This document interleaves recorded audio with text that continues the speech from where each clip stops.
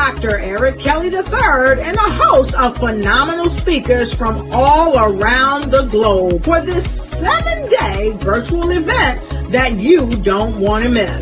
The mission of the Black Business Expo is to raise scholarship money from kids all the way from high school all the way from college. The Black Business Olympics is one of the largest Black business showcases in the world. It is an opportunity for businesses and companies to showcase their businesses globally. We are going to be giving away laptops up to $5,000 away to students. Again, I'm Olivia Appleberry, the founder of 2 Cents Finance and one of the speakers for the expo. I am so excited to see you there. For more info, go to www.blackbusinessexpousa.com or call 919-308-9090 and hope to see you there. I am Black business. From the moment I wake until the time I sleep. Yes, I am Black business. I am Black business. Tell me, are you Black business? I am Black business. Do you support Black businesses? Listen, I support Black business because I am Black business. Black Business Expo, one of the largest business showcases in the history of Black business in the world. The world!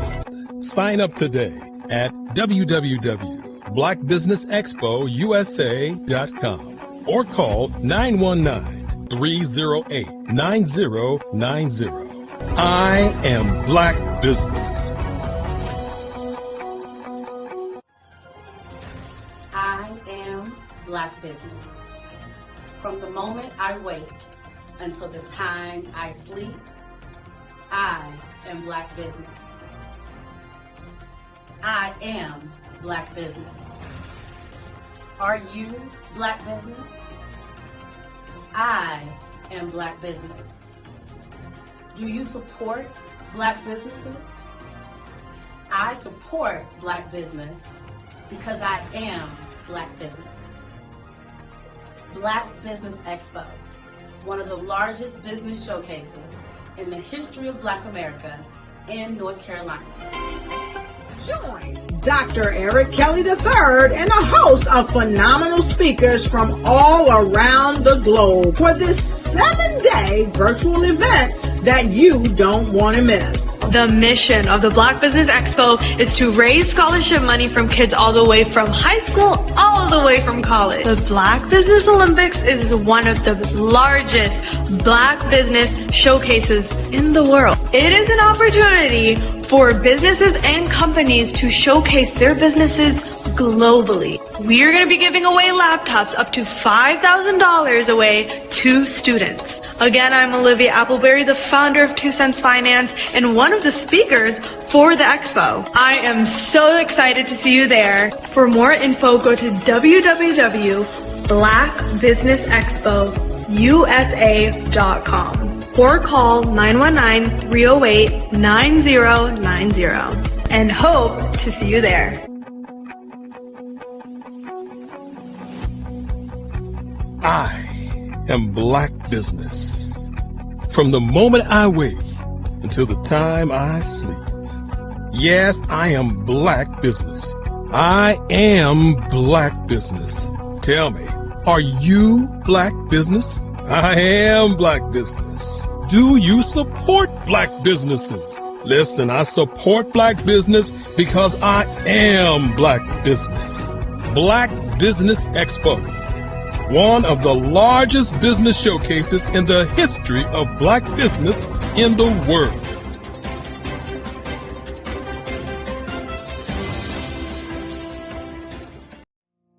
Did you know that approximately 333.34 million businesses exist today, according to a report from 2021? And you may be one of those businesses, or maybe you're not in the business market yet, but you're aspiring to be a business owner. Well, guess what? You're in the right place at the right time. Because let's face it, everything is about timing and opportunity. Hi, my name is Dr. Lotus Richey, and I'm the CEO and founder of the Lotus Richey Coaching and Consulting LLC, along with the Lotus Richey Ignite Show. 15 minutes of success with Dr. Lotus Richey, as well as books to boom your business and bring who you are. And today, I want to bring this amazing message to you about the Black Business Network and the Black Business Olympics. See, the Black Business Network and the Black Business Olympics is designed to help people just like you, that's right, that look like me, to take their business to the next level. Not just in your front yard or your backyard, but globally.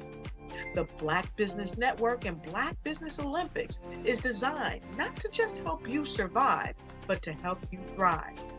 So join us today as we come together with businesses all around the world to support our students, our children, our young teens, our young entrepreneurs. What we do is we come together to help raise funds for students who are aspiring to be business entrepreneurs, who are aspiring and who are thriving in college.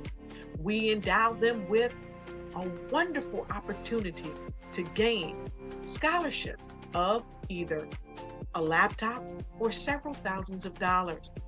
And we invite you to help be a contributor to this amazing opportunity to help someone that looks just like you. So join us today at our website and let us connect with you and help you ignite and take flight in every area of your life on the Black Business Network and the Black Business Olympics.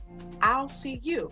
I'd like you to imagine with me, if you will, opening an app where you can collaborate with like-minded individuals from around the world, get inspiration and in-app tools to launch and grow your business, as well as share your knowledge and earn compensation, all in one app. Well, the name of that app is Truso, short for Truly Social. Hi, I'm Matthew Newman, the founder and CEO of Truso. A new concept in social media, Truso is designed from the ground up to be a platform that's both social and empowering for all its users. How exactly do we do that? I'm glad you asked.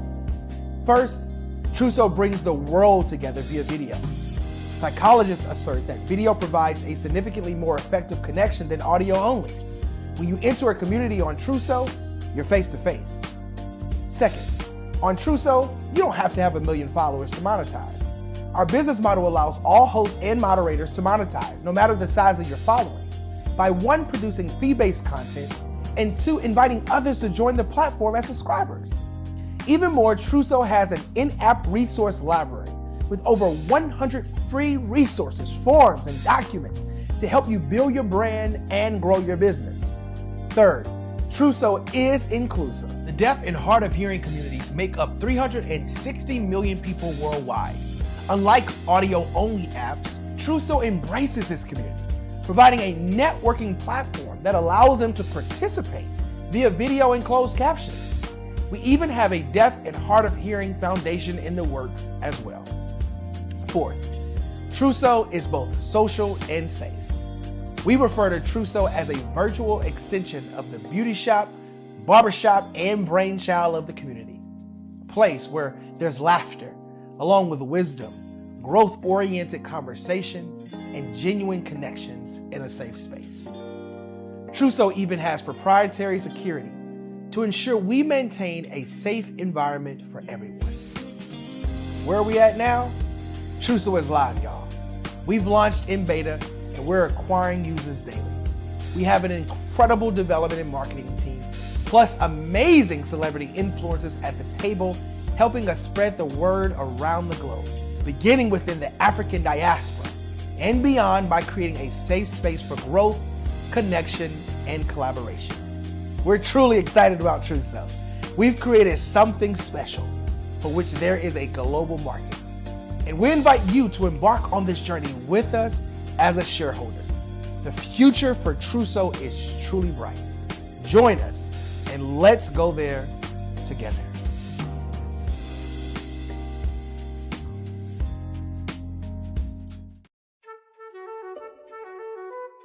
This is Dr. Arnold T. Petsworth. He's the owner of Petsworth Vet World, a veterinary clinic in Hopton, Connecticut. His patients include dog, cat, frog, fish, Goldie?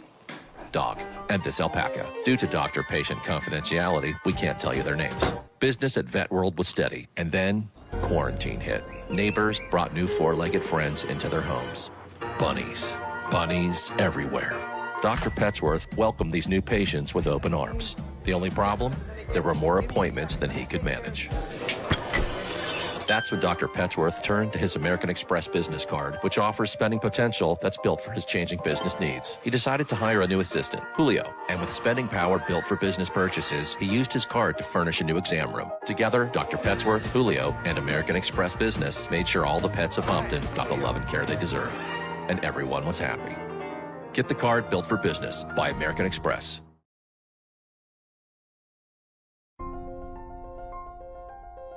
What if you could build your own city? A place where every child can find nurturing people to help them achieve their full potential. A place where every adult can access job training support. Where health education is abundant. Where social justice ruled the land. A place without limitations. Welcome. You have arrived at STEM City, USA. It is what every city should be. A safe and trusted community where you find people and resources to help you become everything you are and beyond. STEM City is unlike anything you have ever experienced. It is a digital twin of the world around you, only better. STEM City is about energy and soul renewal. It is more than a digital world. You can almost feel the power of live cultural events, music, and theater. STEM City promises a better future for children with caring mentors and hands-on activities with dedicated tutors to support our youth. STEM City is your passport to a healthy lifestyle with weekly events addressing our community's many issues.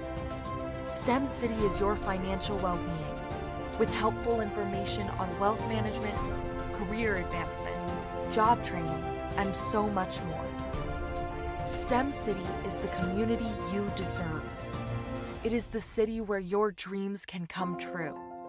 STEM City USA, a place in the sky that is accessible to all who reach for the stars.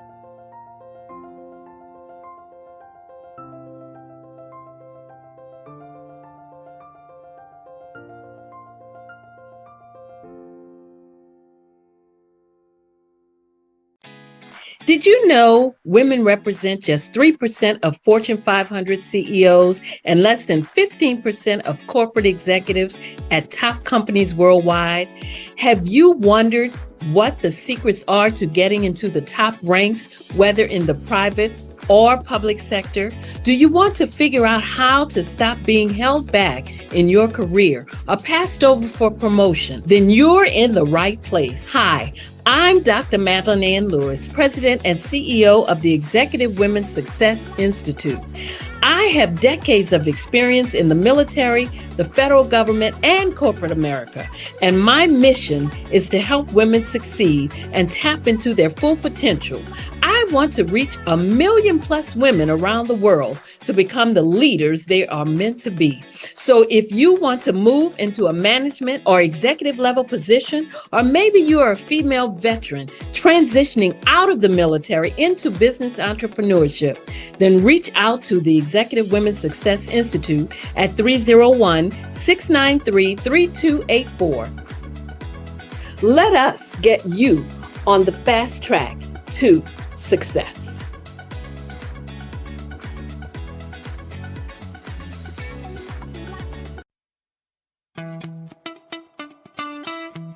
How many times have you been asked to help someone you didn't even know, a student, a business entrepreneur?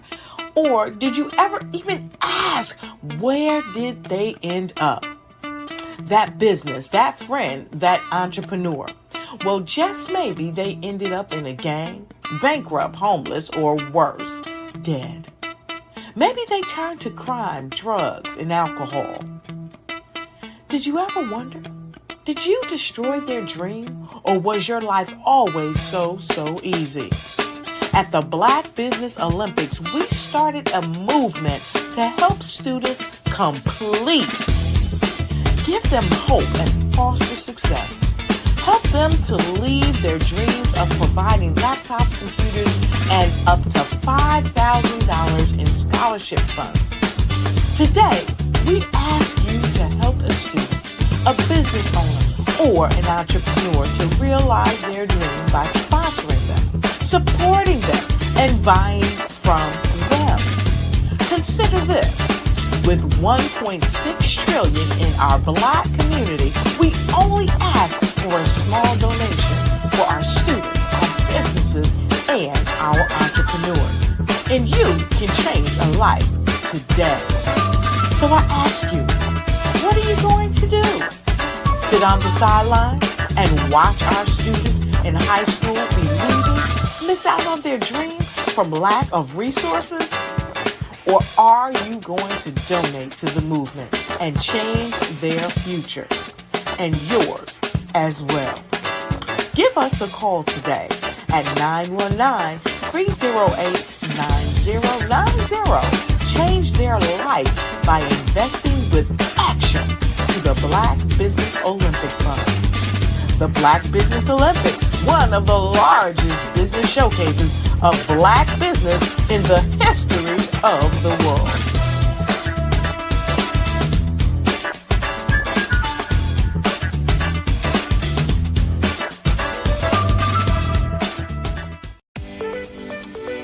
You are in the right place at the right time. The Black Business Network opens again for its Black Business Olympics, a 24/7 broadcast on business, strategies, global branding, social media marketing, finance, advertisement, and much more. Featuring the top, most powerful entrepreneurs and speakers and thought leaders from all around the world as they gather together for this phenomenal event. Join the Black Business Network streaming live into the metaverse, STEM City, USA, Black Multiverse, Pod TV, Roku, Hulu, iHeartRadio, Apple TV, YouTube, TikTok, Instagram, Google Podcasts, Facebook, LinkedIn, IBM TV, Spotify, and Twitch. Tune in today and be a part of this amazing movement. The Black Business Olympics welcomes you.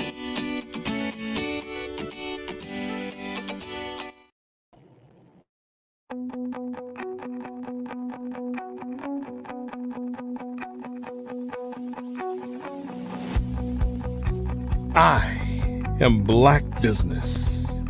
From the moment I wake until the time I sleep. Yes, I am Black business. I am Black business. Tell me, are you Black business? I am Black business. Do you support Black businesses? Listen, I support Black business because I am Black business. Black Business Expo, one of the largest business showcases in the history of Black business in the world. The world! Sign up today at www.blackbusinessexpousa.com or call 919-308-9090. I am Black business.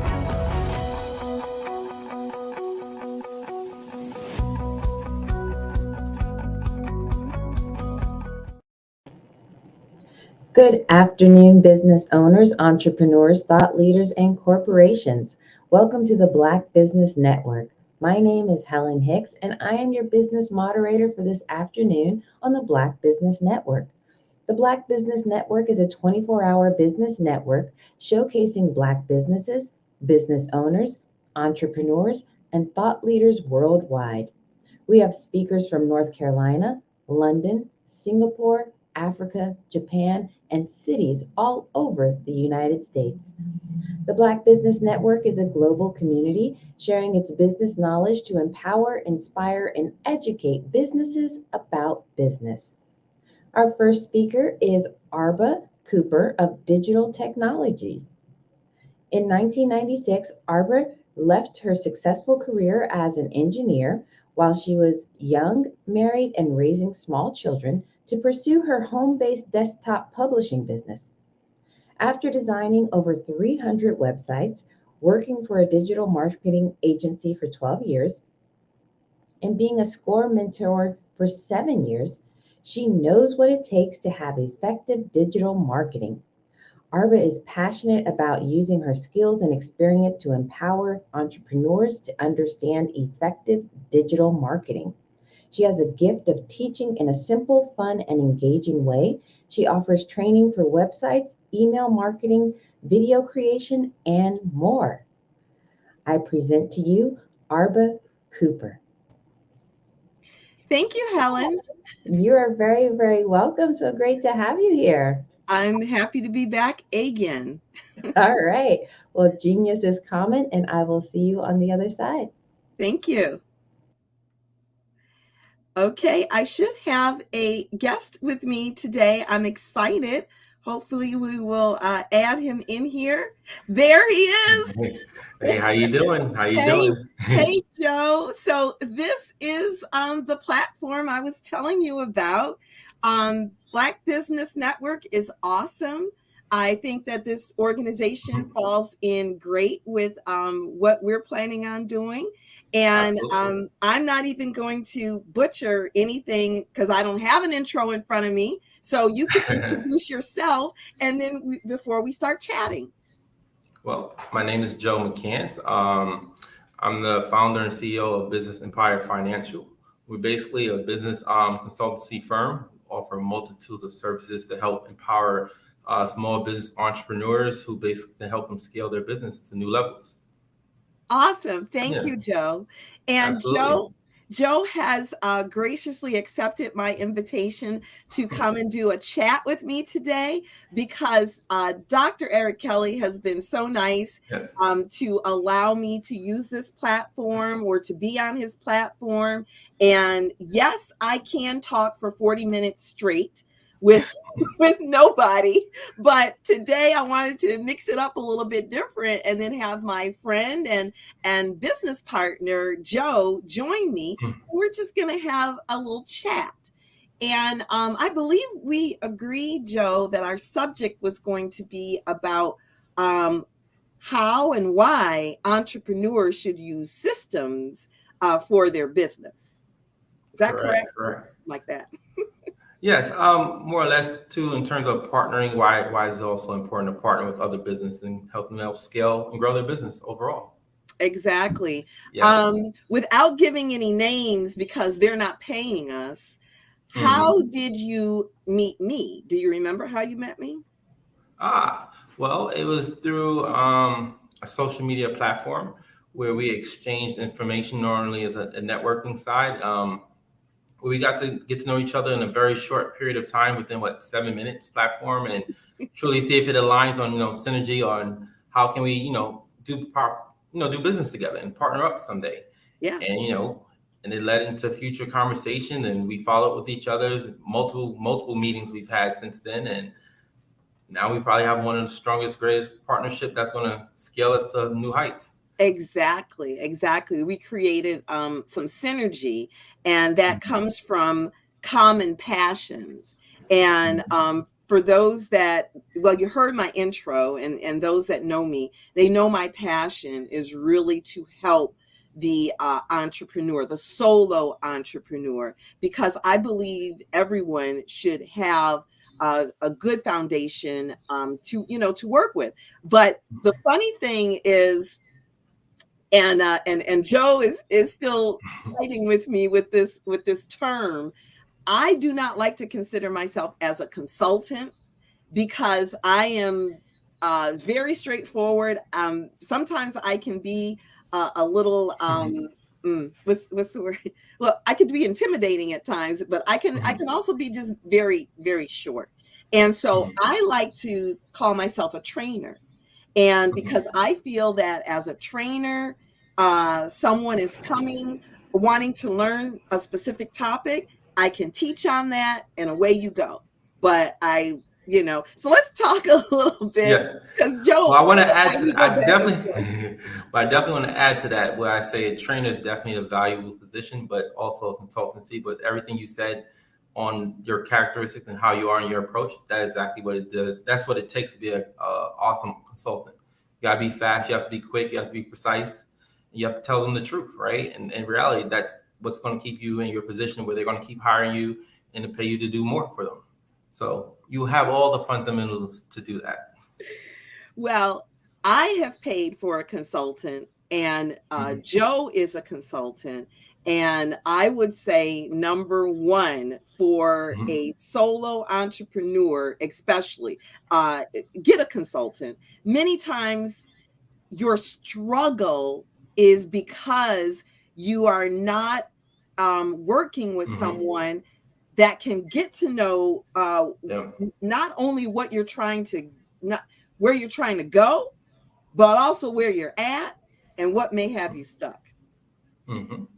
I agree. I mean, I think we've spoke about this. There's three positions of truly where an entrepreneur really lies at until they realize which one are they, which is more or less if that entrepreneur is in a success mode, right? Where everything, they have the resources, the time, the tools, the team to build that. And those are normally those multimillionaires who just have everything and all they do is show up and just bring out new ideas and adventures. And then you may have that entrepreneur who's in that chaos mode where everything is happening to them and they don't know how to control it. And normally that's where that consultant, where they don't even realize they truly do need help, but they do need help and they don't know where to go, right? And it's just information overload.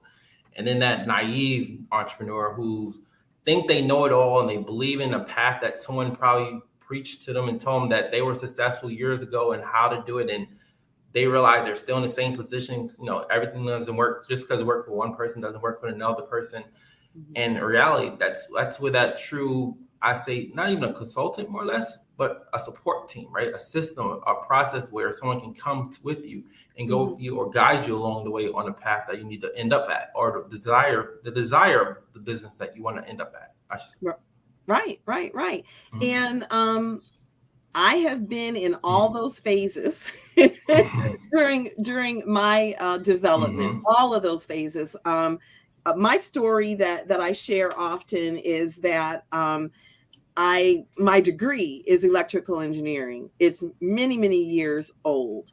And so when I didn't really set out to start a business, what happened was I was just helping a friend, a hairstylist, who needed some marketing done. And so I did some business cards for her, and then she started referring me. And then all of a sudden I was like, this is the naive part. I was like, hey, I could do this as a business. Yeah. This is fun. I can leave corporate America, do my own business. And so I was doing it and I was successful, but it was all that stuff I didn't know. No. Correct. And so what happened is I just started believing the hype. I started, you hear about opportunities, you can make a lot of money, you can get the things you want, and so again, I'm naive and mind you, I'm not stupid because like I said, an engineer, but I did not know business. I was mixing my finances, my business finances with my personal. I didn't really have a strategic plan. We're going to talk about how I talk about strategic plan. And I lost everything. I mean, I lost literally, when I say I lost everything, my home was foreclosed, my house repossessed, and I lost my marriage. All behind being naive about what it takes to really build a business. Wow. Well, you persevere, look, and there you go. There's your story to tell, and now you're able to help another entrepreneur in their journey. So that's all knowledge now, right? And you went through it and persevered. Right. And that's why I have such a passion, is because I don't like excuses. I really don't. There's and so as soon as someone starts telling me excuses, then that's a trigger for me that's saying, okay, are you trying to hold on to not fulfilling your dreams? I don't know. So, like I said, I could talk for 40 minutes without you. Yeah. I don't want to Yes. exclude you. So give some No, thoughts. no. And I found out the more excuses someone gave along the way, the reality is they don't know where they are, right? Where the destination is, where the mirror is in terms of where they are. So they give excuses on why they're not where they want to be.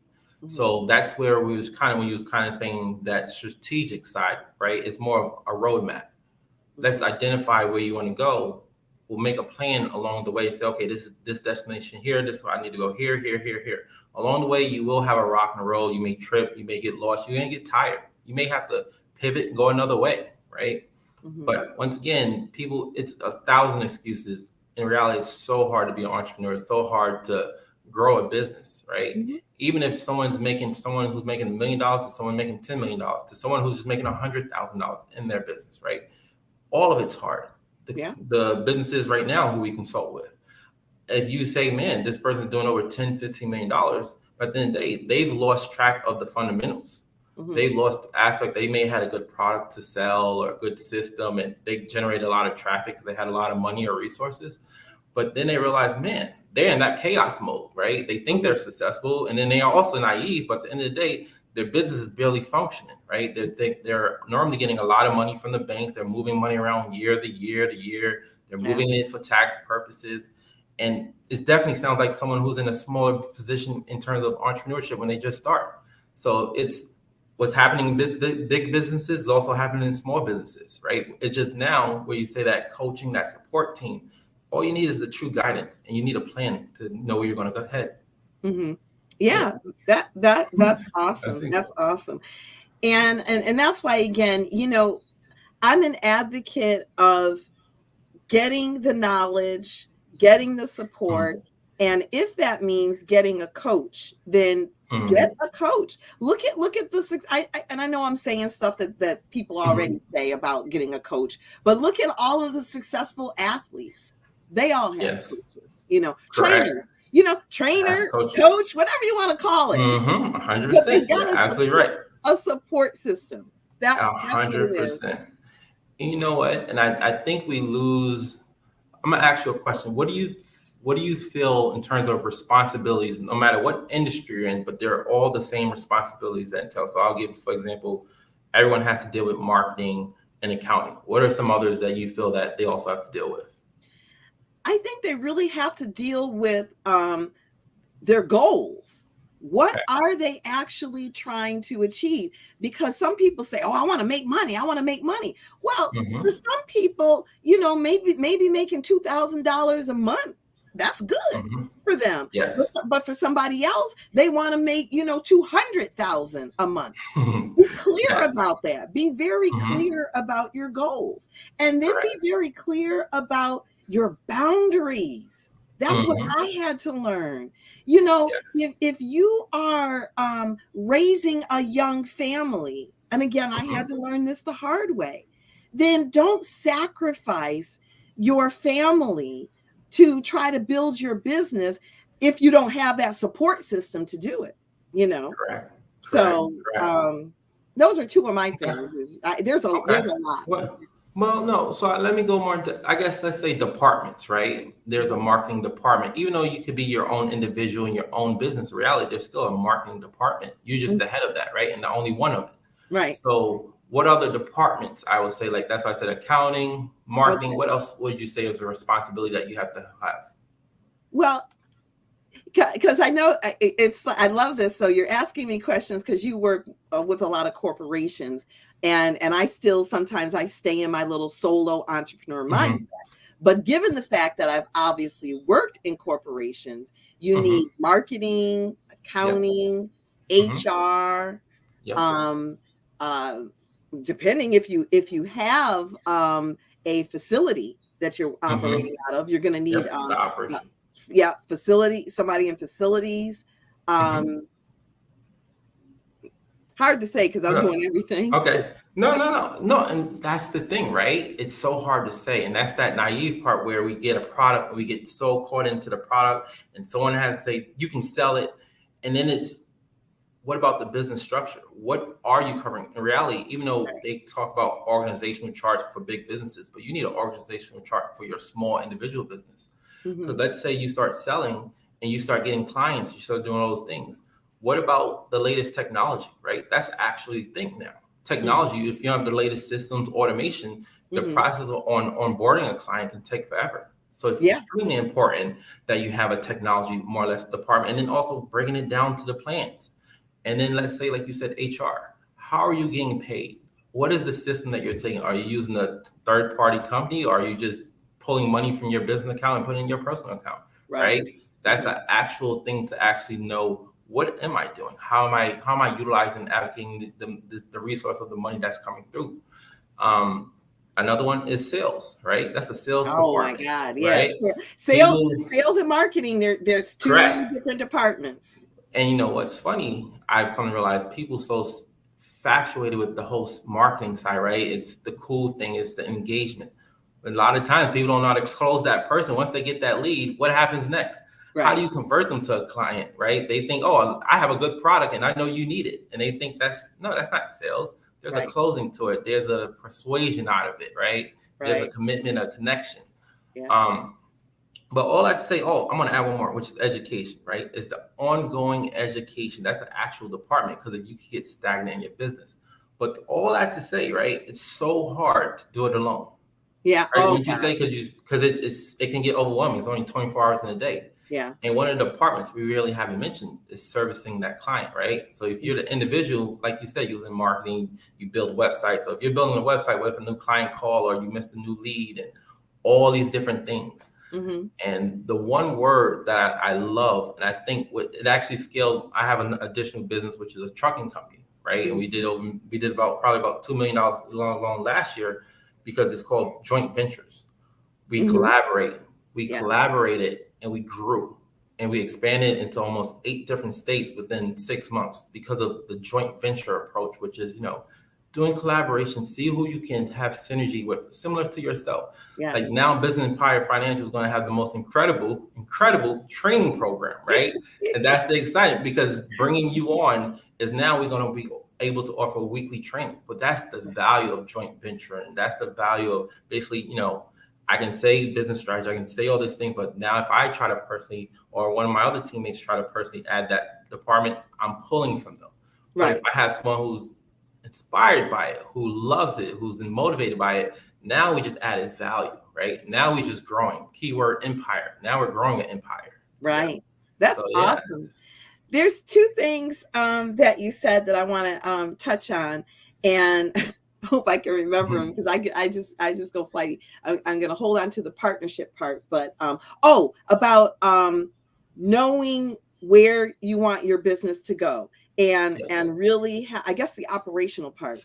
And I'm thinking of, and I'm not going to mention name or whatever, because you'll know, but one of my clients, one of my members, who loves to bake, and she has been dedicated to the training that I've been doing, and she's been growing and really great. And she's baking out of her home.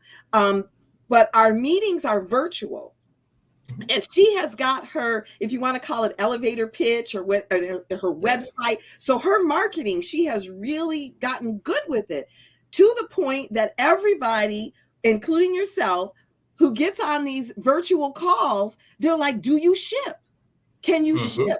Because she makes cookies, tarts, cakes and all of that. And she's been asked that so many times, and she didn't think about that in her whole business strategy. Right. Well, and that's why I always say you always plan for the end, right? You just because you're not there now, you realize, heck, how do I get there? But you have to have a plan at the end goal. This is exactly where your goal is. It's just like, for example, if you live, like if you live in New Jersey and you trying to get to Texas, you don't just start driving to Texas. No, you put the destination in your phone, you put it on the map, and you say, this time to go. Then you look at the GPS and you say, okay, here you plan it out. You're going to have a few stops. It may take 2 or 3 days to drive to get there. That's the same thing with business. We skip that step. We just start driving our business, right? And then we wind up anywhere. So now that she's established the first beginning stages of business, and it sounds like, when a little bit of engagement I had, it sounded like it was a real success in the beginning. But now she's getting to another level, but then it's not planned, right? And that's just another step. That's all it is. Even though that's probably not her end goal, is just to say, I'm shipping. But now it's a crucial step, because she's going to create such a presence, reality, because of her personality. She has the talent, right? The skill to bake. So now she just needs literally the platform to put that on, the resources to supply the client, the new customer. And once again, being part with us, like as we're building that establishment, not to sell that, but the importance of now she'll have a team, right? She has a support team to guide her. A community, as Chris says. We are creating a community.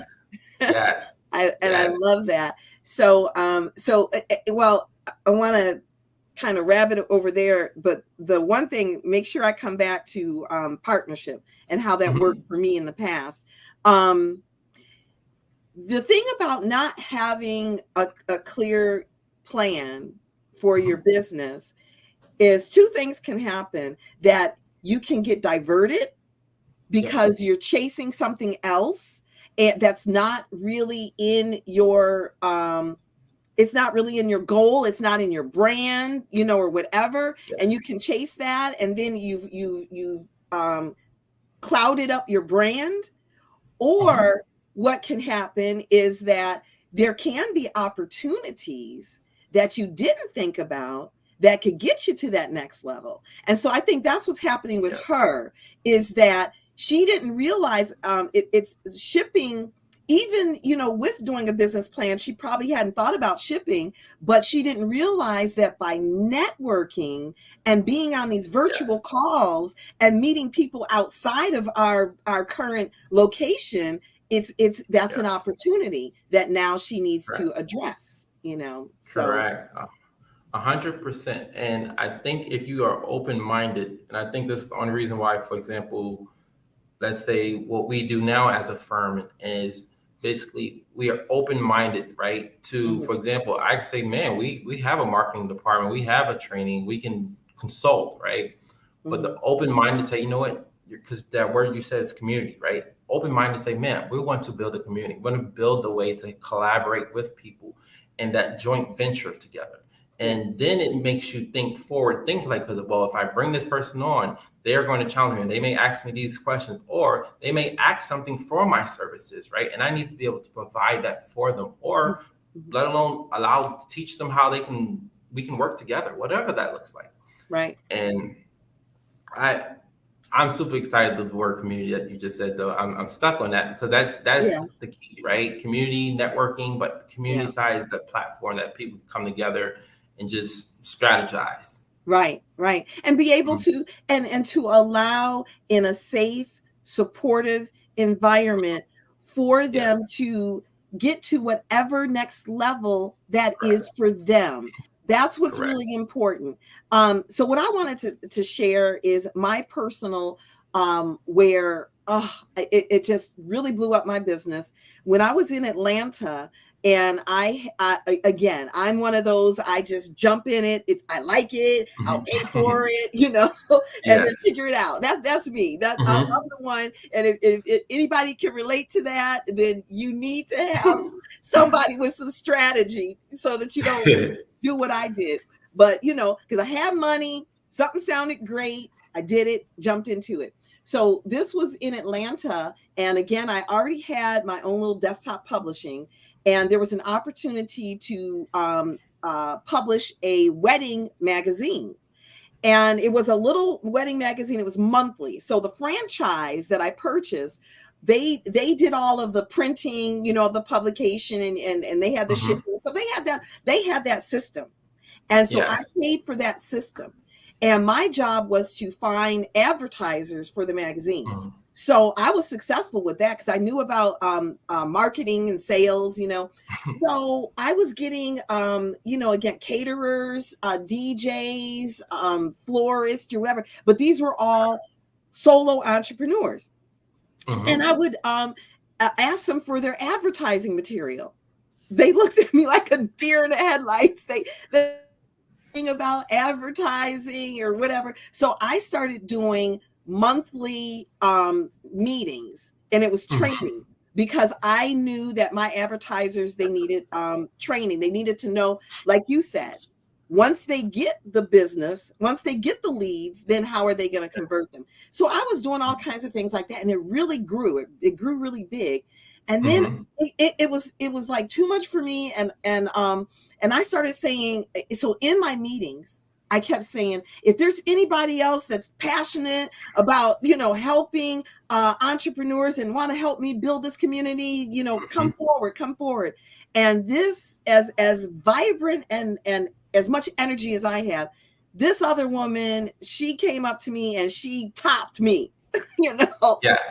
Imagine that. She topped me with energy.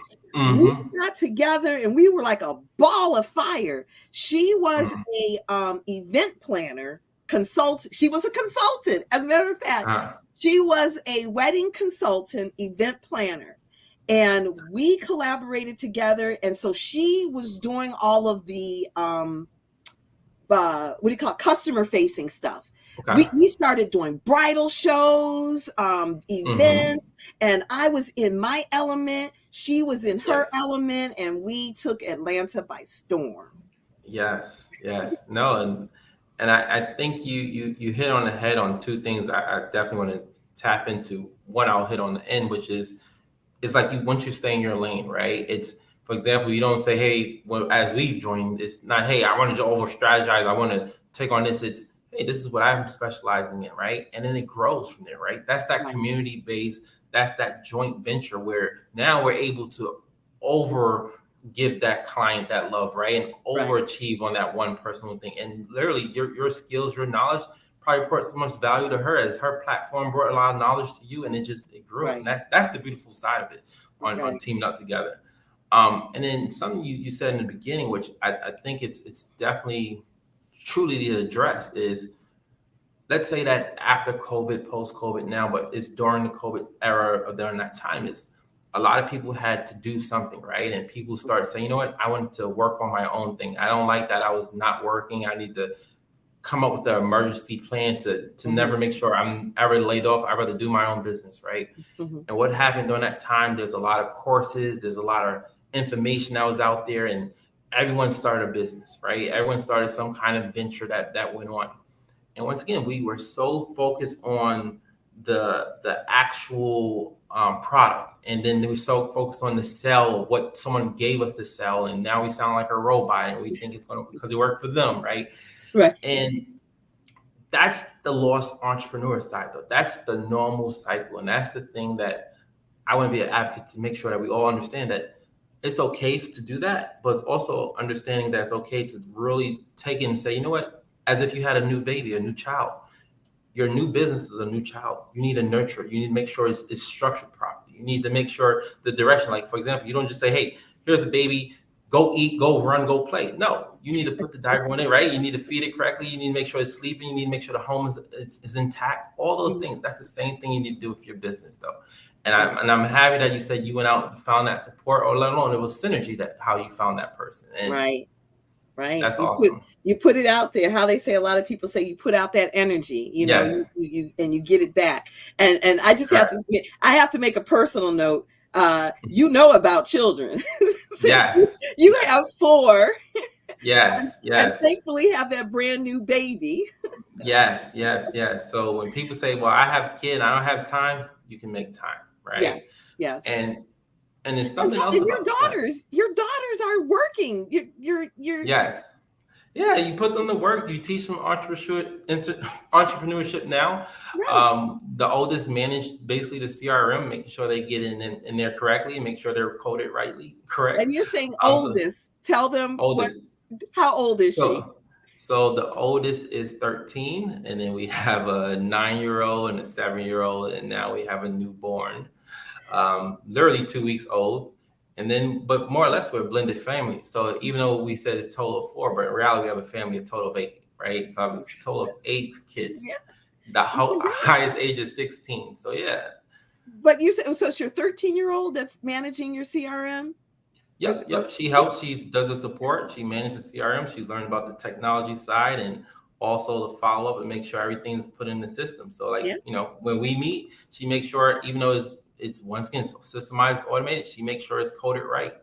She makes sure any notes that I have, she puts it in there and make sure it goes that way. Awesome. And then you have the other ones doing some Canva stuff. Yes, they do. Yep, they're doing the art design. So I let them come up. I tell them my idea. Even though you have to edit and you have to proofread and you mix it around, but I let them feel creativity, right? So it's where their age is. If they like to be on technology, well, they might as well help dad put the technology. Exactly. That's important. And they do get paid too. By all means, child labor law. They make sure of it. I hear you.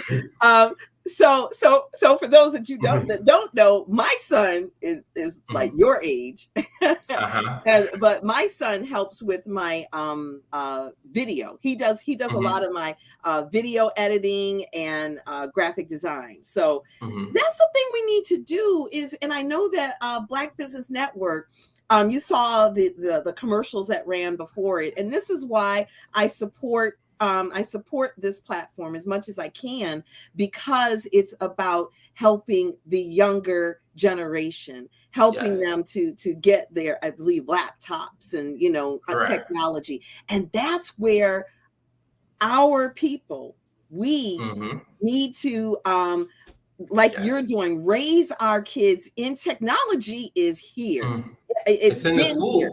It's in the classroom. So. I mean, that was what I got a full scholarship because of my academics and, in engineering. So I'm very much into technology. And a lot of people, what's really strange is, I think you asked the question too, that there's a stereotype of engineers that they're introverted, and obviously I'm not. I'm not introverted, but I am quirky and I am nerdy, and I have learned to love it and appreciate it. Yeah, you leveraged it. Yes. Yep. I've leveraged it. I'm using it. And that's definitely great. And I think you tapped into something where you kind of said it before too, during your journey of how you through your entrepreneurship journey, but more or less even now with family, right? The one thing I always tell people, which I think is a key fundamental, especially if you're married or you have a spouse, whatever that looks like for you, it's don't separate the two, right? Because when you separate the two, it makes it harder. You live in two different lifestyles. Yes. And the companion or the kids don't understand what you're doing, right? Entrepreneurship is a journey. It's a lot of work. It's a lot of sacrifices. So much focus you have to put in, right? Yes. And if that other person or the people who's in your community as a family, as a whole, or friends, they don't understand it, then you separate it too much. Align that with them, right? Let them be understanding. So when they say, when dad comes in and he has a meeting, they already understand. And then my daughter's saying, well, who's the client? Who's I got to put in the system now? Well, let me check. What's their name? They're already a part of it, right? Right. And then it connects. And that's how it works. Even the wife, once again, it's when I'm working hard, she understands, it's full transparency. Hey, these are the number of meetings I have. This is the number of clients. Don't mislead expectations. Think they're just going to wait and look at the clock or anything like that, right? It's all those small fundamentals that, that work-life balance. In terms of it, merge it. There's no 50-50. It's 100%. I love it. I love that. All right. This was great, Joe. Thank you. Yes. And Helen is back letting us know we need to wrap it up. Absolutely. Thank you guys so much. You presented some wonderful tidbits of information. I hope it helped a lot of people out there. Yes. Yep. Thank you for having us. Thank you. You're very, very welcome. Genius is common, and we'll see you on the other side. Yes. Bye-bye. Bye-bye. The Black Business Expo's mission is to raise funds for high school seniors going to college or K through 12 entrepreneurs. This expo is a fundraiser for students. You may go to www.blackbusinessexpousa.com to donate to the scholarship fund or use the Cash App that's on the screen below. It's $BBXUSA. Our goal is to give laptops and up to $5,000 to 10 students. Students can register online at www.blackbusinessexpousa.com. Every dollar counts, so we want to remind you to donate to the scholarship fund. We also want to thank our Black Business Expo USA sponsors for July 2023, NC 100, Moody Capital Partners, Suede Soul, Lotus Reach Coaching and Training, Carolina, Virginia Minority Supplier Development Council, Step Management, BHS and Associates, Margie McLean Foundation Incorporated, Genius is Common, Earth Essentials, Mullane Shawnee Global, Executive Women's Success Institute, The Quality Coaching Company, Superwoman Business Services, Creative Force Studios, Lee Entertainment, Artistic App Design, Black Business Expo USA. Genius is Common, and I'll see you on the other side.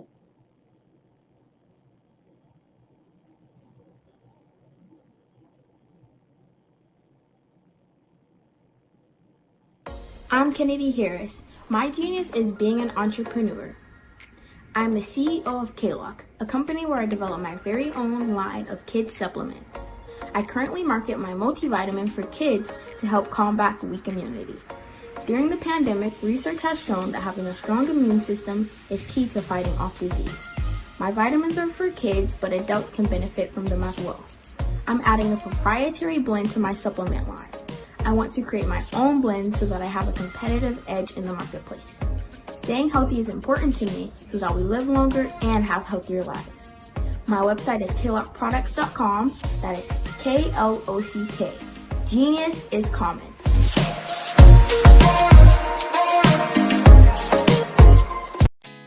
Did you know women represent just 3% of Fortune 500 CEOs and less than 15% of corporate executives at top companies worldwide?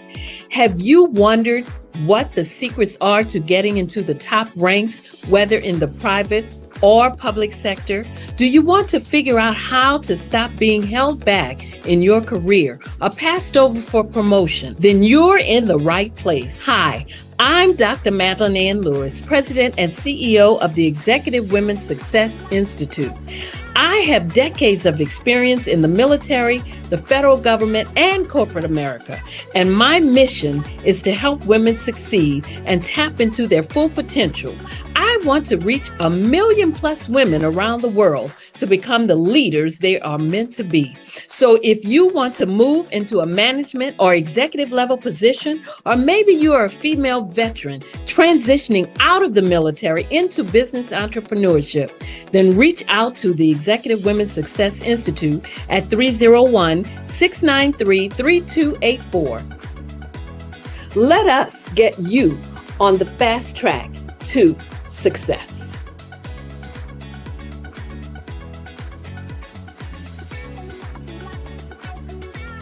I'd like you to imagine with me, if you will, opening an app where you can collaborate with like-minded individuals from around the world, get inspiration and in-app tools to launch and grow your business, as well as share your knowledge and earn compensation, all in one app. Well, the name of that app is Truso, short for Truly Social. Hi, I'm Matthew Newman, the founder and CEO of Truso.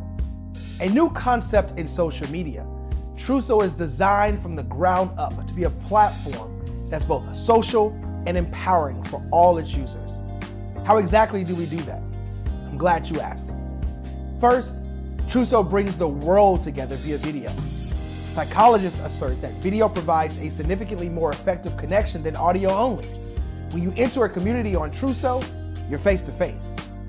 Second, on Truso, you don't have to have 1 million followers to monetize. Our business model allows all hosts and moderators to monetize, no matter the size of your following, by 1, producing fee-based content, and 2, inviting others to join the platform as subscribers. Even more, Trousseau has an in-app resource library with over 100 free resources, forms, and documents to help you build your brand and grow your business. Third, Trousseau is inclusive. The deaf and hard of hearing communities make up 360 million people worldwide. Unlike audio-only apps, Trousseau embraces this community, providing a networking platform that allows them to participate via video and closed captioning. We even have a deaf and hard of hearing foundation in the works as well. Fourth, Trousseau is both social and safe.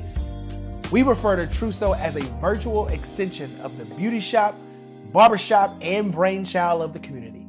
A place where there's laughter, along with wisdom, growth-oriented conversation, and genuine connections in a safe space. Trousseau even has proprietary security to ensure we maintain a safe environment for everyone. Where are we at now? Trousseau is live, y'all. We've launched in beta, and we're acquiring users daily. We have an incredible development and marketing team, plus amazing celebrity influencers at the table, helping us spread the word around the globe, beginning within the African diaspora and beyond by creating a safe space for growth, connection, and collaboration. We're truly excited about Trousseau. We've created something special for which there is a global market. And we invite you to embark on this journey with us as a shareholder. The future for Trousseau is truly bright. Join us and let's go there together. This is Dr. Arnold T. Petsworth. He's the owner of Petsworth Vet World, a veterinary clinic in Hopton, Connecticut. His patients include dog, cat, frog, fish, Goldie, dog, and this alpaca. Due to doctor-patient confidentiality, we can't tell you their names. Business at Vet World was steady, and then quarantine hit. Neighbors brought new four-legged friends into their homes. Bunnies everywhere. Dr. Petsworth welcomed these new patients with open arms. The only problem? There were more appointments than he could manage. That's when Dr. Petsworth turned to his American Express business card, which offers spending potential that's built for his changing business needs. He decided to hire a new assistant, Julio, and with spending power built for business purchases, he used his card to furnish a new exam room. Together, Dr. Petsworth, Julio, and American Express Business made sure all the pets of Hopton got the love and care they deserve. And everyone was happy. Get the card built for business by American Express.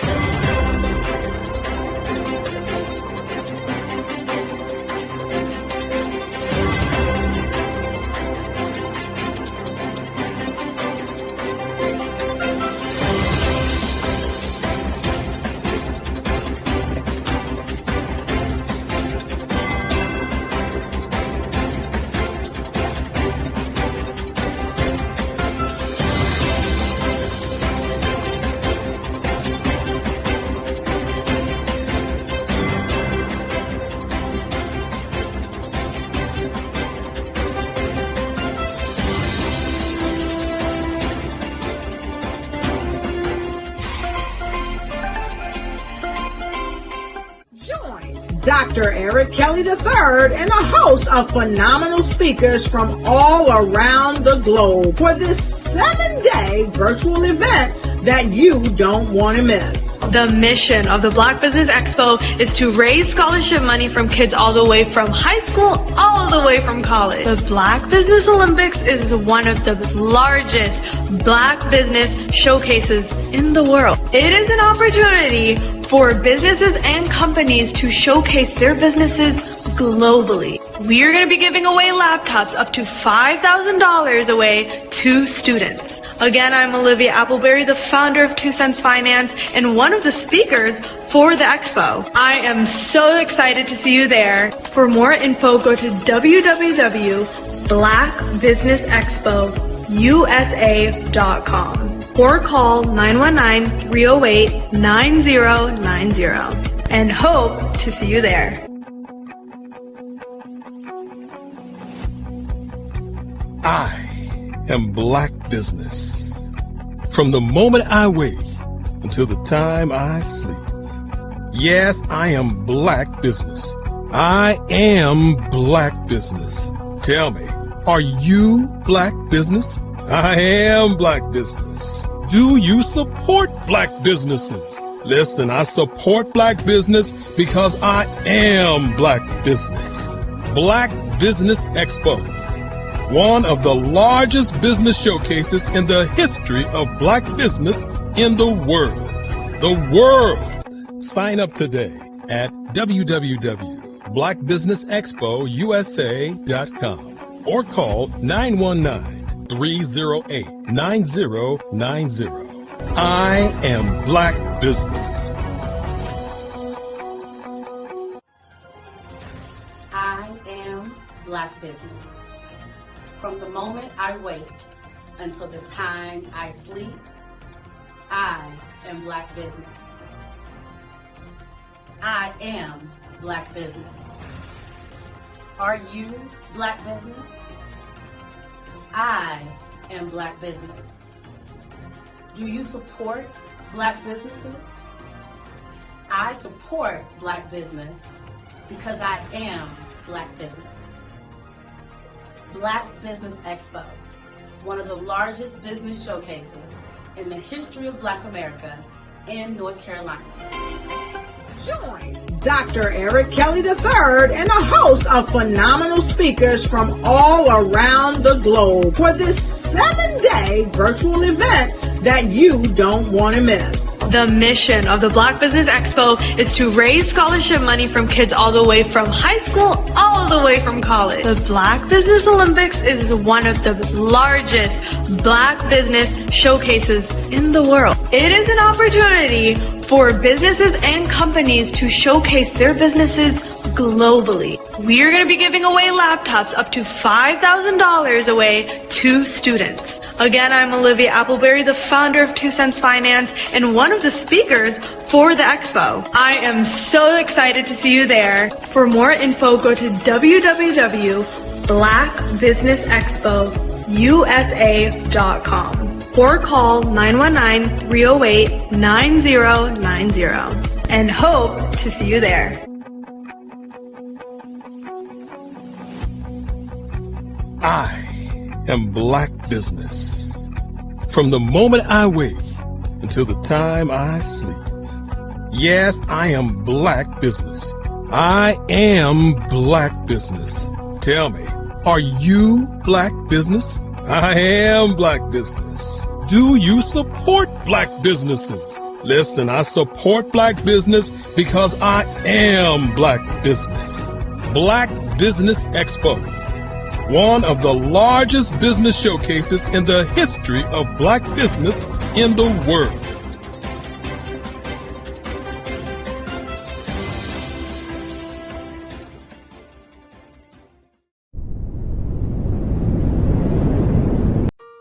Hello, this is Israel, and I am CEO of Daydreams Interactive and author of Princess Planet.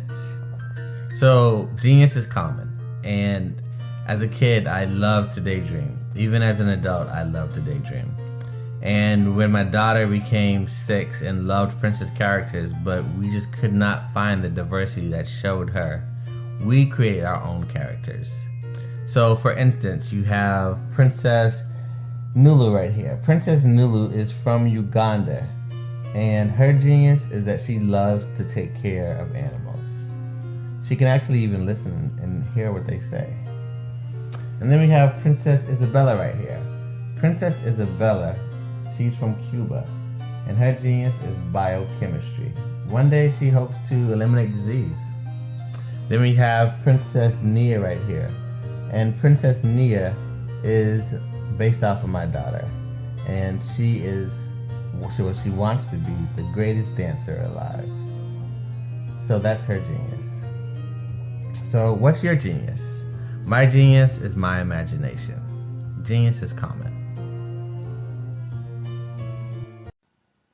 Hello, my name is Kiasi Helm and I'm 14 years old. I think my genius would probably have to be setting goals and achieving them. I say this because ever since I was young, I always wanted to be an author, and at age 11, I ended up achieving this. But not only did I end up becoming an author, I ended up becoming a public speaker, a publisher, a business owner, all these great things. The name of my business is Written by Kids Publishing Company. I decided to start this company because I thought it was important for me to help kids my age express themselves through literacy and just achieve their own goals. Because to me, achieving goals is the best thing in the world to feel. It's you just achieving things and aspirations that you set for yourself. And I know that everybody is capable of this, because even if you don't end up achieving the goal, you still tried your best, and that's the most important thing. And everybody is capable of this because genius is common. Thank you.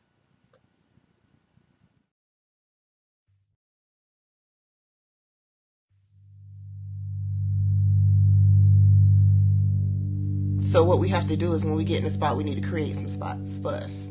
That's the main thing. We need to be able to be in a position where we're able to create those spots for us. For me, being an entrepreneur, I'm not just going to get a business and then leave you sitting high and dry. If you ask me some questions about entrepreneurship, I'm going to give you as much as I've received. I've seen people who made it, and then when you ask them, it's like, okay, now you have to pay me for the information, the same information I got for free. We probably in totally different cities. There's no way that we're going to bump heads or anything. We're not competing. Bring me up with you.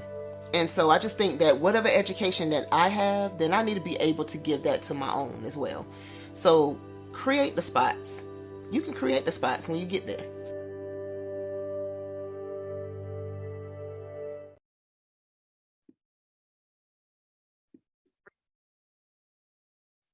Hello, I'm Dr. Madeline Ann Lewis, President and CEO of the Executive Women's Success Institute. And my genius is helping women accelerate the path to success. You know, I was blessed to have strong women in my life who encouraged, motivated, and pushed me to do my best and to never even think about giving up on my dreams. So I say to women, we must show up to rise up.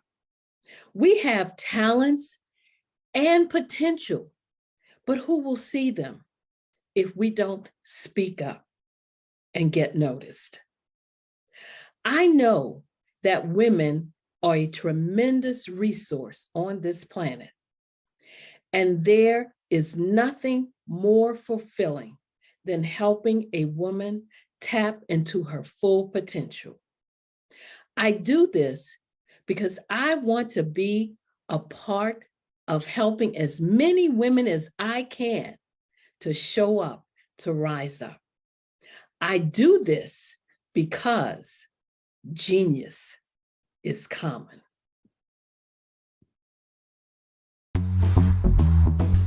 Attention all entrepreneurs and companies. Are you looking for reliable and efficient virtual assistants and back office support to help you manage your business tasks? Look no further than Superwoman Business Services. Our team of virtual assistants provides a full range of administrative support services, including operations management, social media marketing, and much more. We also offer website design services to help you create a professional online presence that reflects your unique brand. In addition to administrative support and website design, we offer business development and structuring services to help you grow your business and achieve your goals. We'll work closely with you to identify areas of improvement and develop a customized plan to help you reach your full potential. At Superwoman Business Services, we understand that running a business can be overwhelming and time-consuming. That's why we're here to help you fly high and achieve success. Our virtual assistants are highly skilled, experienced, and dedicated to providing you with the support you need to thrive. Come fly with us and take your business to new heights. Let us help you become the superhero entrepreneur you are meant to be.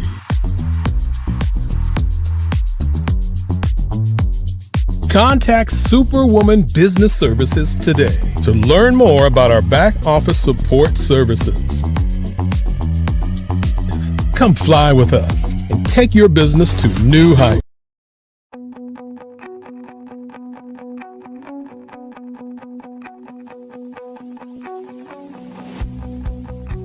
I am Black business. From the moment I wake until the time I sleep. Yes, I am Black business. I am Black business. Tell me, are you Black business? I am Black business. Do you support Black businesses? Listen, I support Black business because I am Black business. Black Business Expo, one of the largest business showcases in the history of Black business in the world. The world. Sign up today at www.blackbusinessexpousa.com or call 919-308-9090. I am Black business.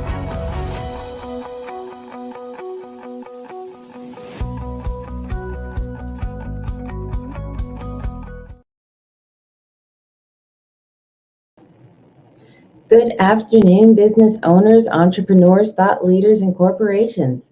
Welcome to the Black Business Network. My name is Helen Hicks, and I'm your business moderator for this afternoon on the Black Business Network. The Black Business Network is a 24-hour network showcasing Black businesses, business owners, entrepreneurs, and thought leaders worldwide. We have speakers from North Carolina, London, Singapore, Africa, Japan, and cities all over the United States. The Black Business Network is a global community sharing its business knowledge to empower, inspire, and educate businesses about business. Our next speaker is Tamisha Thomas of Too Much TV. Tamisha helps nonprofits, small businesses, fraternities, and sororities tell their untold stories by offering low-cost marketing solutions. Her focus is to provide a global mindset while expanding their potential possibilities to a wealth mindset and positive actualities. I present to you Tamisha Thomas.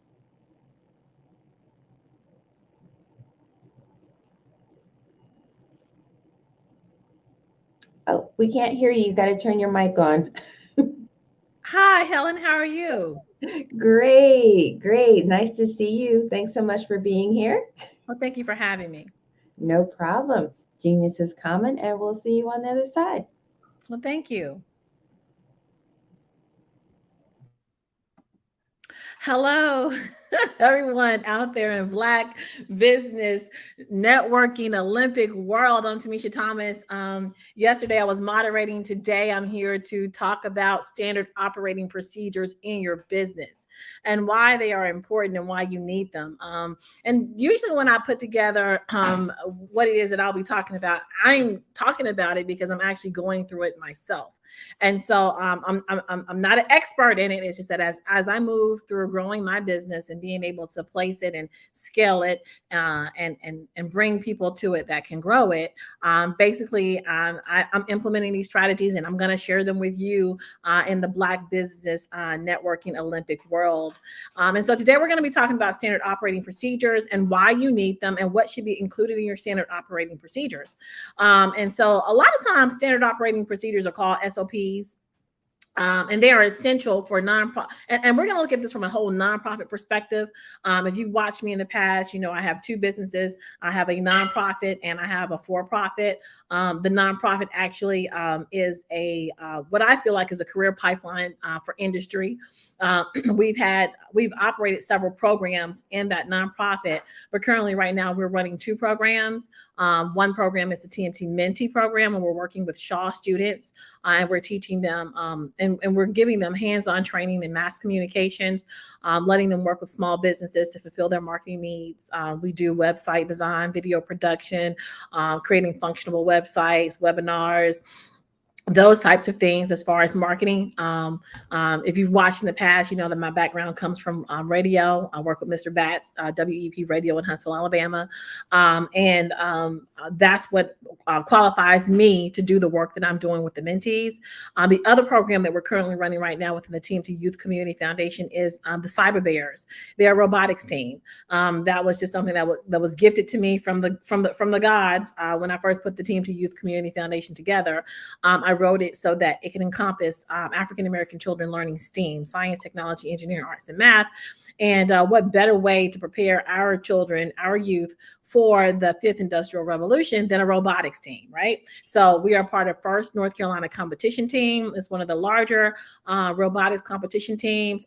This is a space where most African Americans don't exist in this space. When we go to competition, it was only one of 3 competition teams started as a grant for First North Carolina to bring some diversity into the organization.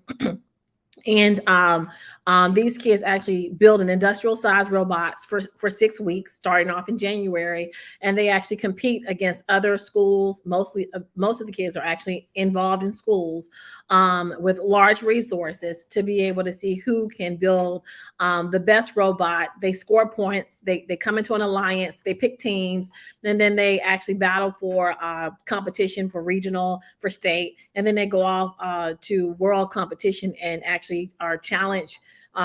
Robots are challenged from kids all across the globe. I mean, we're talking about from the Caribbean, from China, from Africa. And so those kids are preparing through hands-on activities, through learning that for the fifth industrial revolution. As a matter of fact, if you have first robotics competition team on your resume, recruiters are looking at that more heavily, separating those piles of resumes into those kids that have had this experience and those kids who have not. And those kids who are part of a first competition team are actually receiving a precedent or a preference over those and being offered full scholarships because employers know that kids can problem solve, they can think creatively, they can code, and they can actually show up with a tangible in a time frame. And so those are the 2 programs that we're running with our nonprofit right now. And as we move to being able to become grant funded and solidifying our team and making sure we have other sources of revenue outside of grants, we have to have our Bible of how we operate within our organization. That's going from a hustle to an enterprise, because as you build an organization, you want to be able to have it sustain itself after your life. That's why we are building corporations and businesses, so that we can leave lasting legacies, so that we can leave structures that can exist past our lifetime. And so that is why we're talking about standard operating procedures today. They're essential, especially for nonprofits, to ensure consistent and efficient operations. So a lot of times, because I'm working in the nonprofit with parents, I'm coming across mindsets that I kind of, when I come across a mindset, it can be very challenging in an organization because you're like, why do people think they can just drop their kids off on me when this is basically a free program, And so I've come across that mindset several times with parents, and really, especially since what we were doing prior to COVID was involving African American communities in technology. We're not we're laggards in that particular area. We're not the early adapters of technology, and so there had to be a mind shift.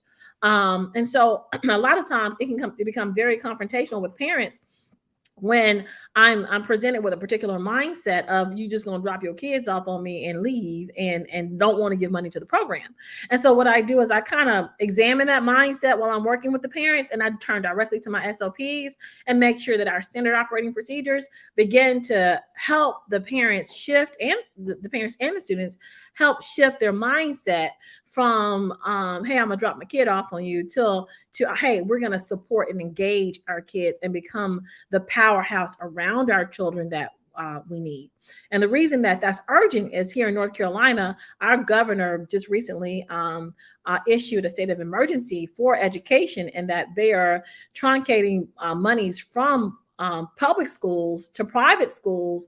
And so we have communities right now getting ready for this shift and getting ready for this fifth industrial revolution. And so it's important that our community gets ready for that too. And standard operating procedures can help you do that.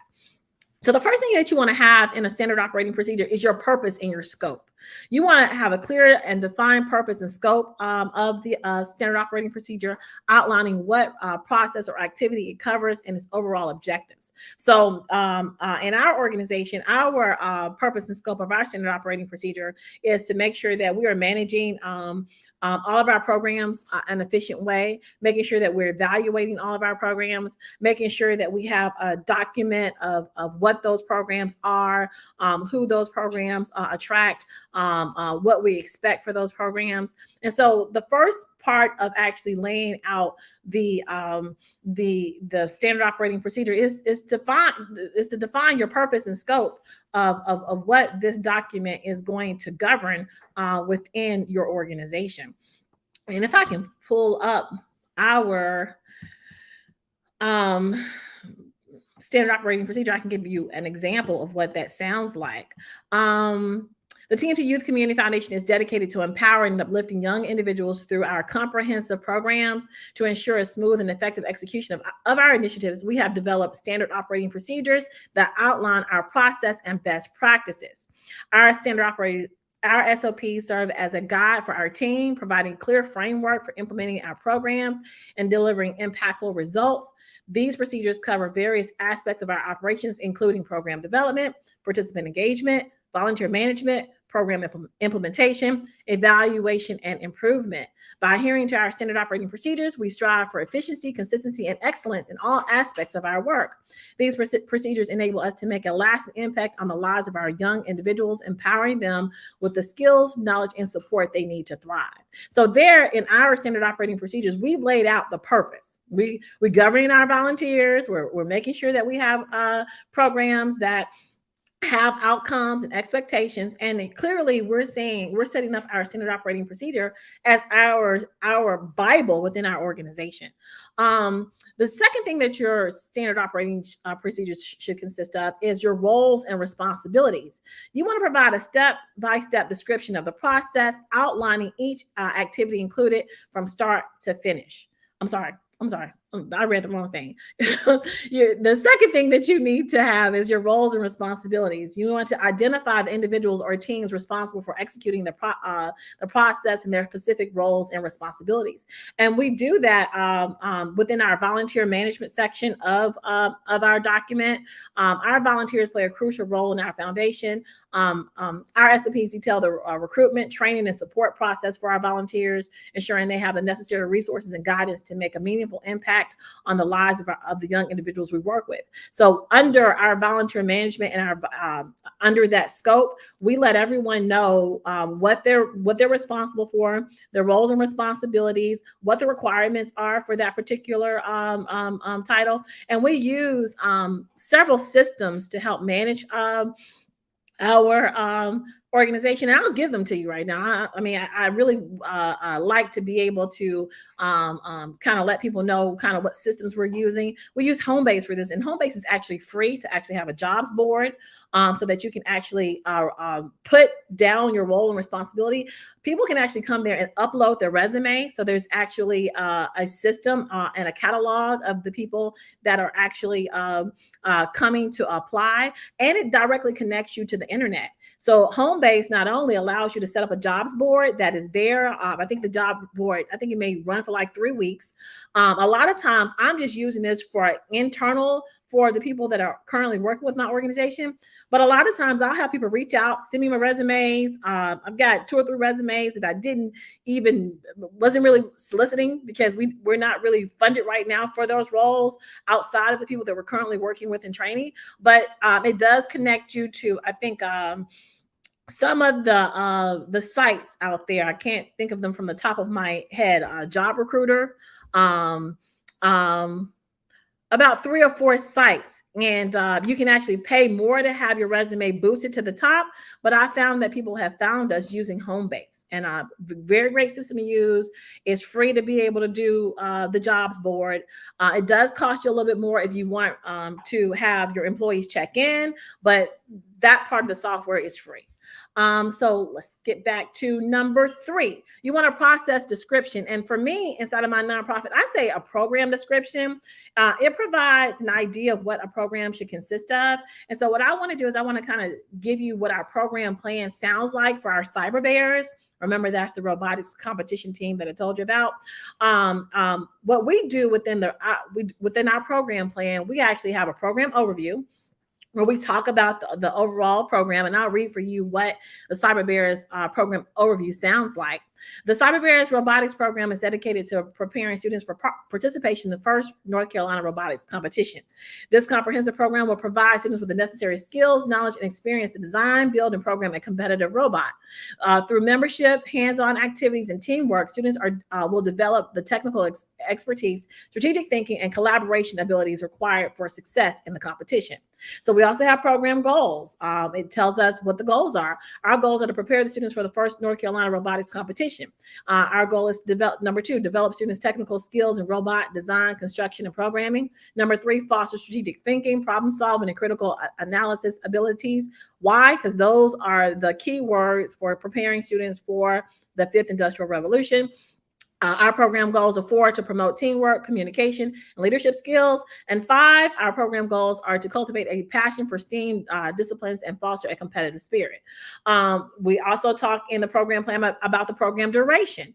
The Cyber Bears robotics program for First North Carolina competition will run throughout the school year, typically spanning for several months. Usually the build season starts in January. It completes itself, or probably if you compete and go to World, I think the competition ends around April. We do community outreach where we actually take our robot around to the community and we actually expose it to children in other schools, other community events. We're at Chavis, we're at Tarboro Road. We actually run the program from Tarboro Road. We're looking at going to Pinehurst, I think on August 9th, in Moore County in North Carolina. So we also do community service. We also do advocacy with the program. We have the students in front of legislators asking for more money for robotics programs across the state.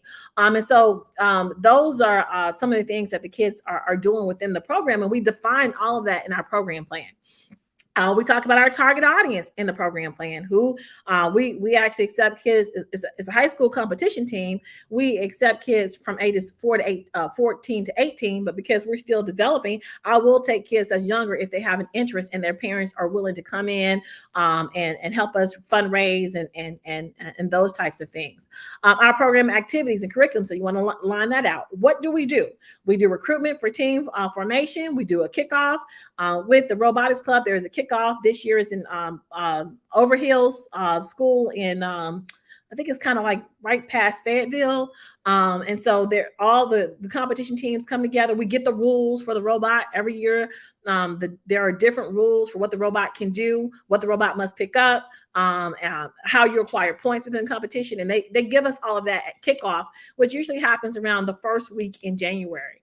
So then we go through a 6-week design construction period where we actually design and construct the robot. We do programming and control, where the kids are actually programming the robot. We do practice and iteration, where we actually practice for competition. We do strategy refinement and game simulation, where we actually build the pieces of the game and actually simulate the game in our space, in our build space. We do community outreach and engagement, where we actually take the robot out to different places and let other kids look at it, let them drive it. We have competition preparation, where we actually, the night before we got to go to competition, we pack up the robot, we pack up all the goggles that's needed, pack up everything that we need as parents of the kids supported. And usually we have to drive somewhere in the state of North Carolina to compete.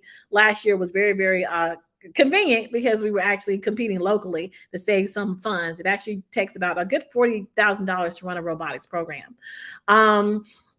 We do.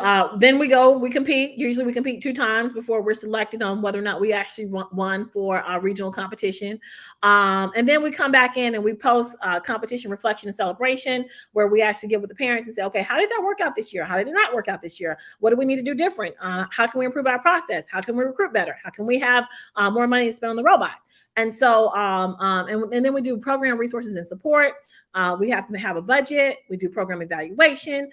With our program evaluation, what we do is we distribute surveys to parents and students to see exactly what they think about the program, because all of this, having a process like this gets you ready for grant world, and it allows you to keep good records for your organization. And for me, it helps me move mindsets from the parents to let them understand clearly what's expected from the program, what they'll be involved in, so that when we move through the program, they can actually say, they can commit to being what we call a family advocate for their kids. And if they slip past that, I can always bring them back to this piece of paper that they signed and say, you see, you signed this.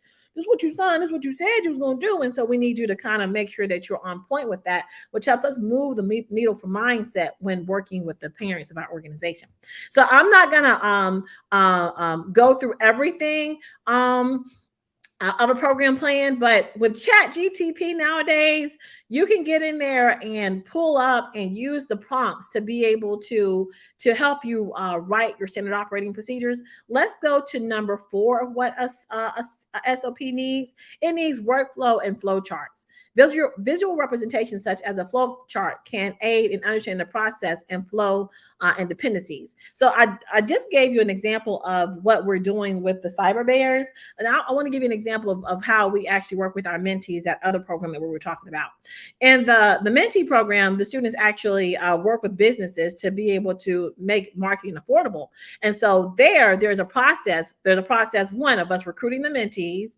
And that process is usually I meet with Shaw University. There is it's actually a part of a practicum that they must complete to be a part of, as a TMT mentee. And so usually the professor who's over the internship program, she calls me into a Zoom meeting with the students. I let them know that we are offering an internship, and then the kids actually log onto our website, and then they upload their resume. They then do an interview with me. In the interview, I actually ask them what their interests are. And then what I do is I let them know what time the internship is available. And then if I feel like it's a good fit for our organization, I send them an actual offer letter for the internship. They accept or decline the offer letter. And then if they accept it, then I meet them back. They bring back over their paperwork from Shaw University, and then I outline for them exactly what they will be doing for this semester. And so that's an example of a workflow. I would actually get with my team and say, okay, this is how the process works for us recruiting. The actual offer letter sits in a back office, because I do use a service called ClickSlow. Great marketing service. Is a CRM. It does a lot. It is a lot of CRMs out there. If you're looking at HubSpot, you're paying $1,500 a month.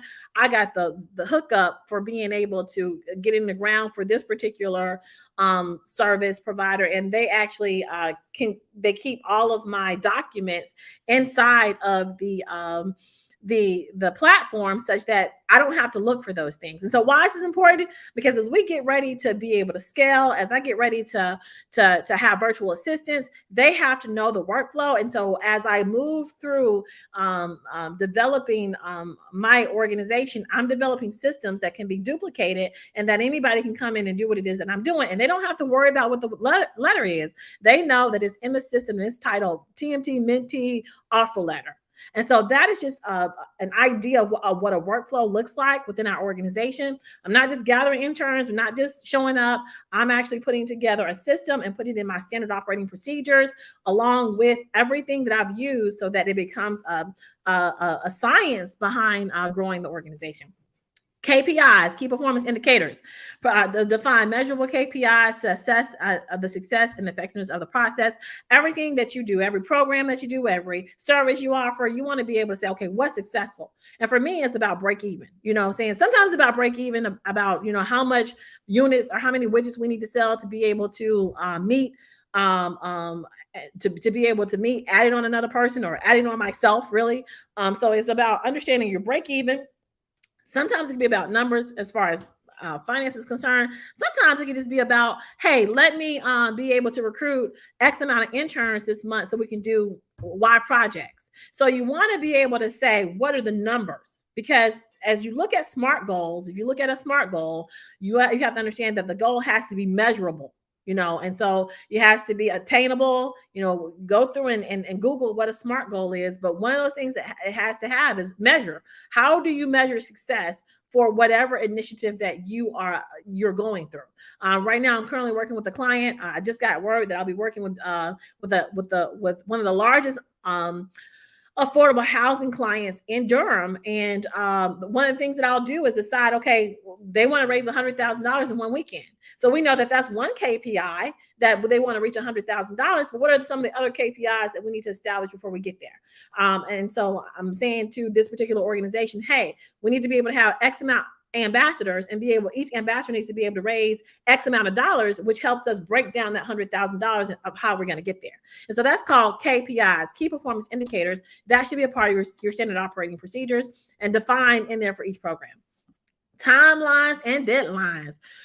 If you set a goal, but you don't set a timeline to get there, then what you doing? Right? So you got to make sure that when you set a goal, you give yourself a timeline. How long should this be accomplished? Am I going to be out recruiting interns all year long, or does that process is usually a 2-week process. So when I'm looking at, hey, how do I get mentees in the first 2 weeks, it's going to be actually putting the call out there so that the interns can come. By this date, they need to be actually getting trained. By this date, they need to have their first assignment. By this date, they need to have a completed first assignment. And usually those completed first assignments is content that usually hits the internet. And so you want to be able to make sure that you have timelines and deadlines.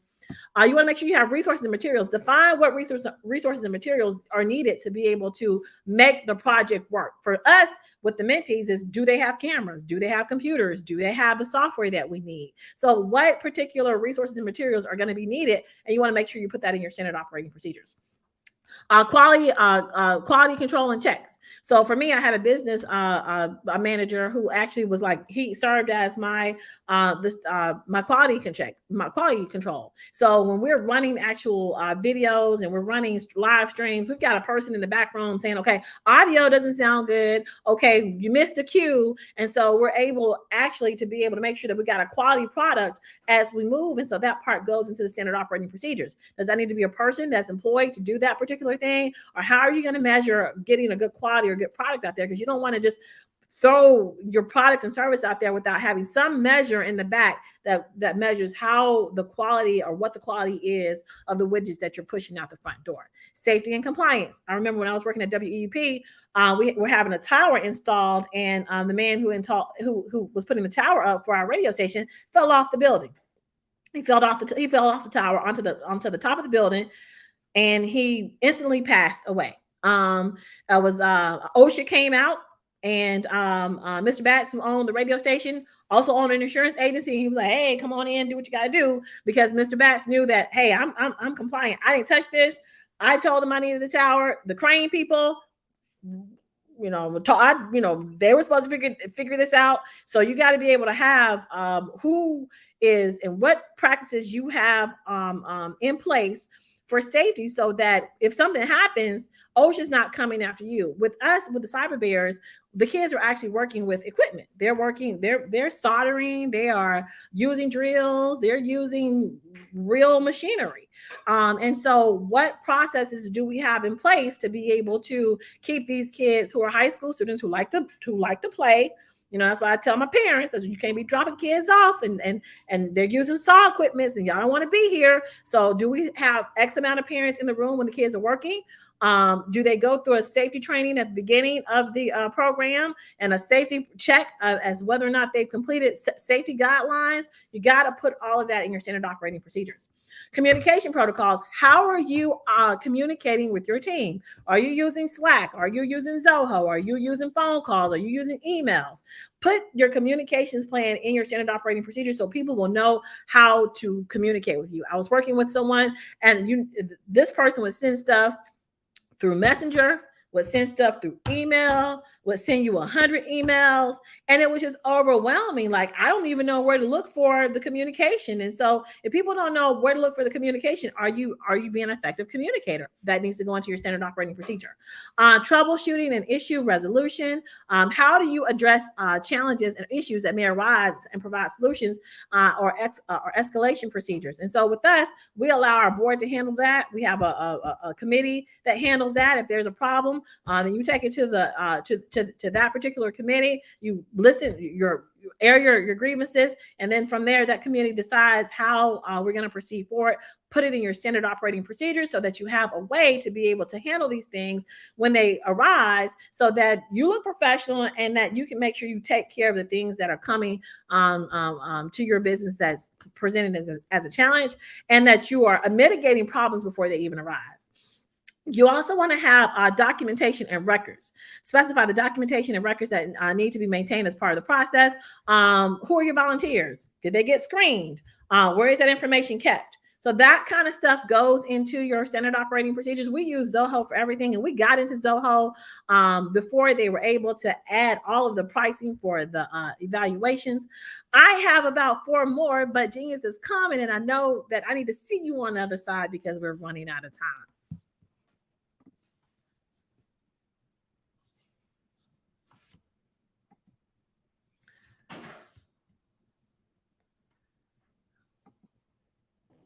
There we go. Hey, Tamisha, how are you? I'm fine, Helen. How are you? I'm doing well. I know you're speed talking through that. There's a lot of information, but I wanted to just kind of throw it out there as fast as I could because, we only have a few minutes, but standard operating procedures are wonderful.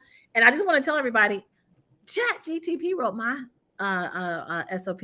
And they can write yours too. So we just love that new technology. Get your standard operating procedures out there. And thank you for having me here on the Black Business Network. Thank you so much for being here, Tamisha. And we'll see you on the other side. Thank you. All right. The Black Business Expo's mission is to raise funds for high school seniors going to college and K-12 entrepreneurs. The Expo is a fundraiser for students. You may go to www.blackbusinessexpousa.com to donate to the scholarship fund, or you can use Cash App. It's on the screen below, and it's $BBXUSA. Our goal is to give laptops and up to $5,000 to 10 students. Students can register online at the www.blackbusinessexpousa.com. Every dollar counts. We want to remind you to donate to the scholarship fund. We want to thank our Black Business Expo USA sponsors for July 2023, NC100, Moody Capital Partners, Suede Soul, Lotus Reach Coaching and Training, Carolina, Virginia Minority Supplier Development Council, Step Management, BHS and Associates, Margie McLean Foundation Incorporated, Genius is Common, Earth Essentials, Mulaney Shaney Global, Executive Women's Success Institute, The Quality Coaching Company, Superwoman Business Services, Creative Force Studios, Lee Entertainment, Artistic App Design, and Black Business Expo USA. Genius is Common, and I'll see you on the other side.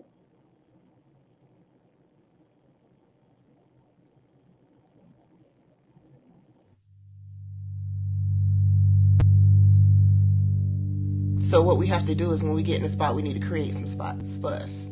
That's the main thing. We need to be able to be in a position where we're able to create those spots for us.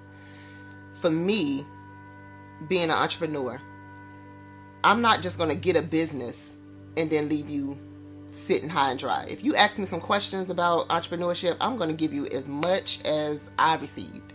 I've seen people who made it, and then when you ask them, it's like, okay, now you have to pay me for the information, the same information I got for free. We probably in totally different cities. There's no way that we're going to bump heads or anything. We're not competing. Bring me up with you. And so I just think that whatever education that I have, then I need to be able to give that to my own as well. So create the spots. You can create the spots when you get there.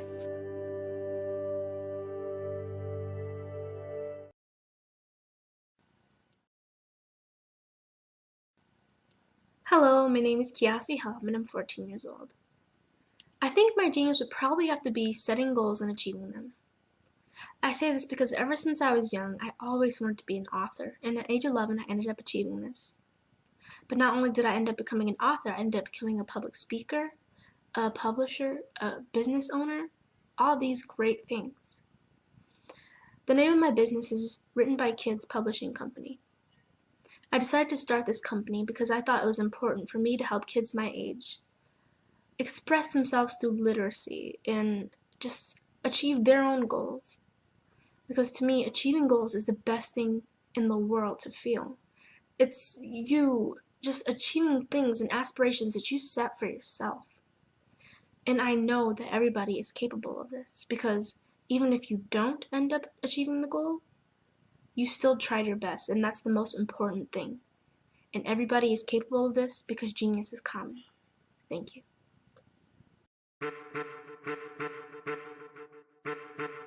I am a child of the Most High God. He has gifted me in ways that I could not even imagine and didn't know.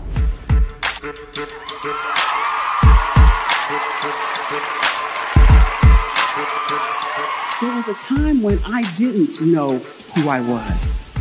I listened to other people tell me who I should be, what I should do. I listened to people telling me that I should be a boutique owner, that I should be a construction manager, that I should be a laborer. Have you ever felt like you should do something else, be something else, go somewhere else, be wherever you wanted to be, and you felt like you were in a box? Anybody in the room? And you couldn't get out? Anybody in the room? And you kept trying to go and you couldn't get out? Anybody in the room? But let me tell you, you need to rock the box. Rock the box.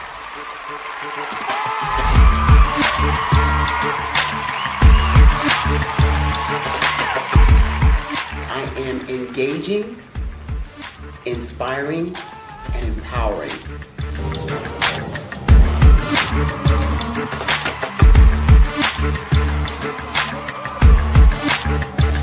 I would give you everything I know. Just by touching you, if I could, by osmosis, give you every single thing I've learned, I've gone through, I know I would.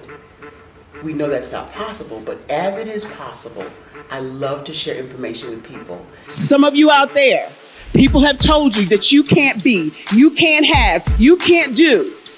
But I will tell you, like Kinston said, you can, you must, and you will. If it's to be, it's going to be me. You got to say it. If it's to be, it's going to be. If it's to be, it's going to be. If it's to be, it's going to be.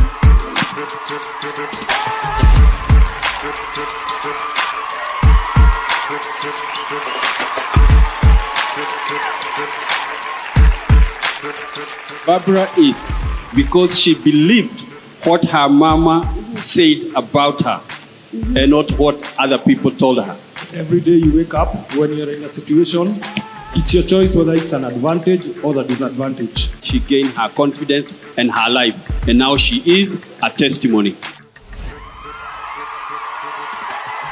If I can help you elevate yourself, then I feel like I'm elevating my own self as well. What you know and I know together can change the world.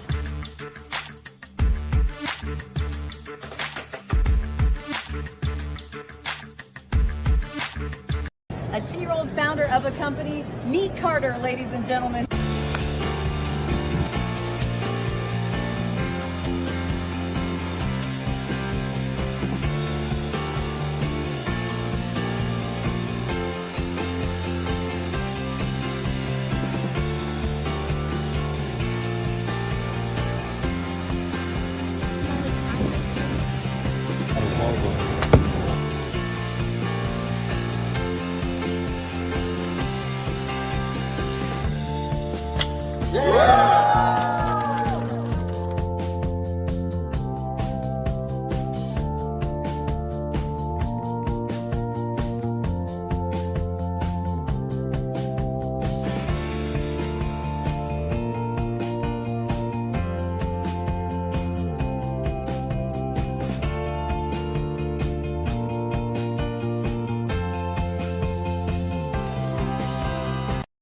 I'm Kennedy Harris. My genius is being an entrepreneur. I'm the CEO of K-Lock, a company where I develop my very own line of kids supplements. I currently market my multivitamin for kids to help combat weak immunity. During the pandemic, research has shown that having a strong immune system is key to fighting off disease. My vitamins are for kids, but adults can benefit from them as well. I'm adding a proprietary blend to my supplement line. I want to create my own blend so that I have a competitive edge in the marketplace. Staying healthy is important to me so that we live longer and have healthier lives. My website is klockproducts.com. That is K-L-O-C-K. Genius is common.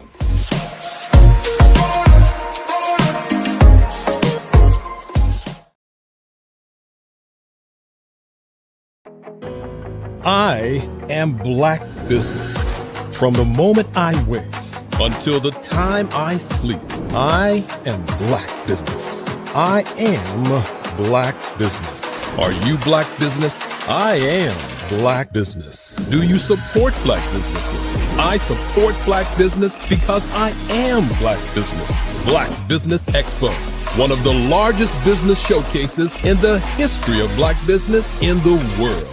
Sign up today at www.blackbusinessexpousa.com or call 919-308-9090. I am Black business.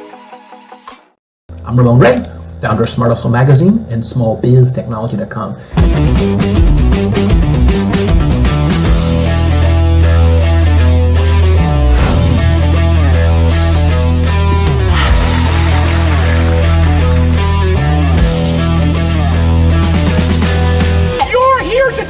To celebrate small business success.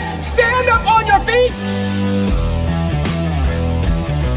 You rocked the house. Hey, thank you. It was amazing. Didn't we learn? For me, success comes from failure.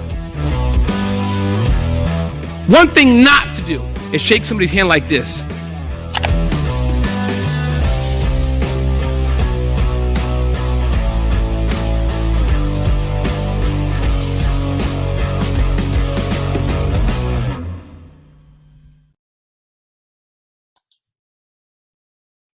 Hi, I'm Barbara Smith. Genius is common. My genius is executive coaching and professional corporate training. As the master executive coach and corporate training ambassador for the Genius is Common movement, I help business owners craft their stories in such a way that you know exactly what they do, what they have, and what they bring to the table. Many times as business owners, we are asked, so what do you do for a living? And we could be crushing in our businesses, but we're not quite sure exactly what to say in a short amount of time. Well, I help you take those stories that are the reason why you're in business and why you're so passionate about your business and craft them in such a way that people are drawn to you, as opposed to being repelled by you. Because every conversation, every time you talk to someone about your business, you are excited about it. But are you really conveying what you do, what you have, and what you bring to the table? And do really people understand why you care so much and why they should care that you have the solution to their problem? Well, I'm here to help you with that. As a master storyteller, I can help you with your stories and spin them in such a way that they are intriguing and fascinating. People want to listen to you talk about your business. That's why at the Genius is Common movement, I am the master executive coach and professional training ambassador. That's my genius. And genius? Oh yeah, it's common.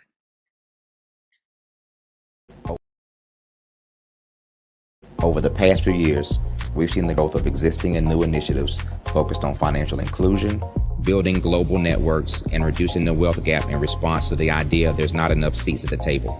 Whether their outcomes are to increase the representation of Black executives on corporate boards, ensure an inclusive global economy, or to create new U.S. African commercial pathways, the strategies are often carried out by separate programs, The question is, should they be?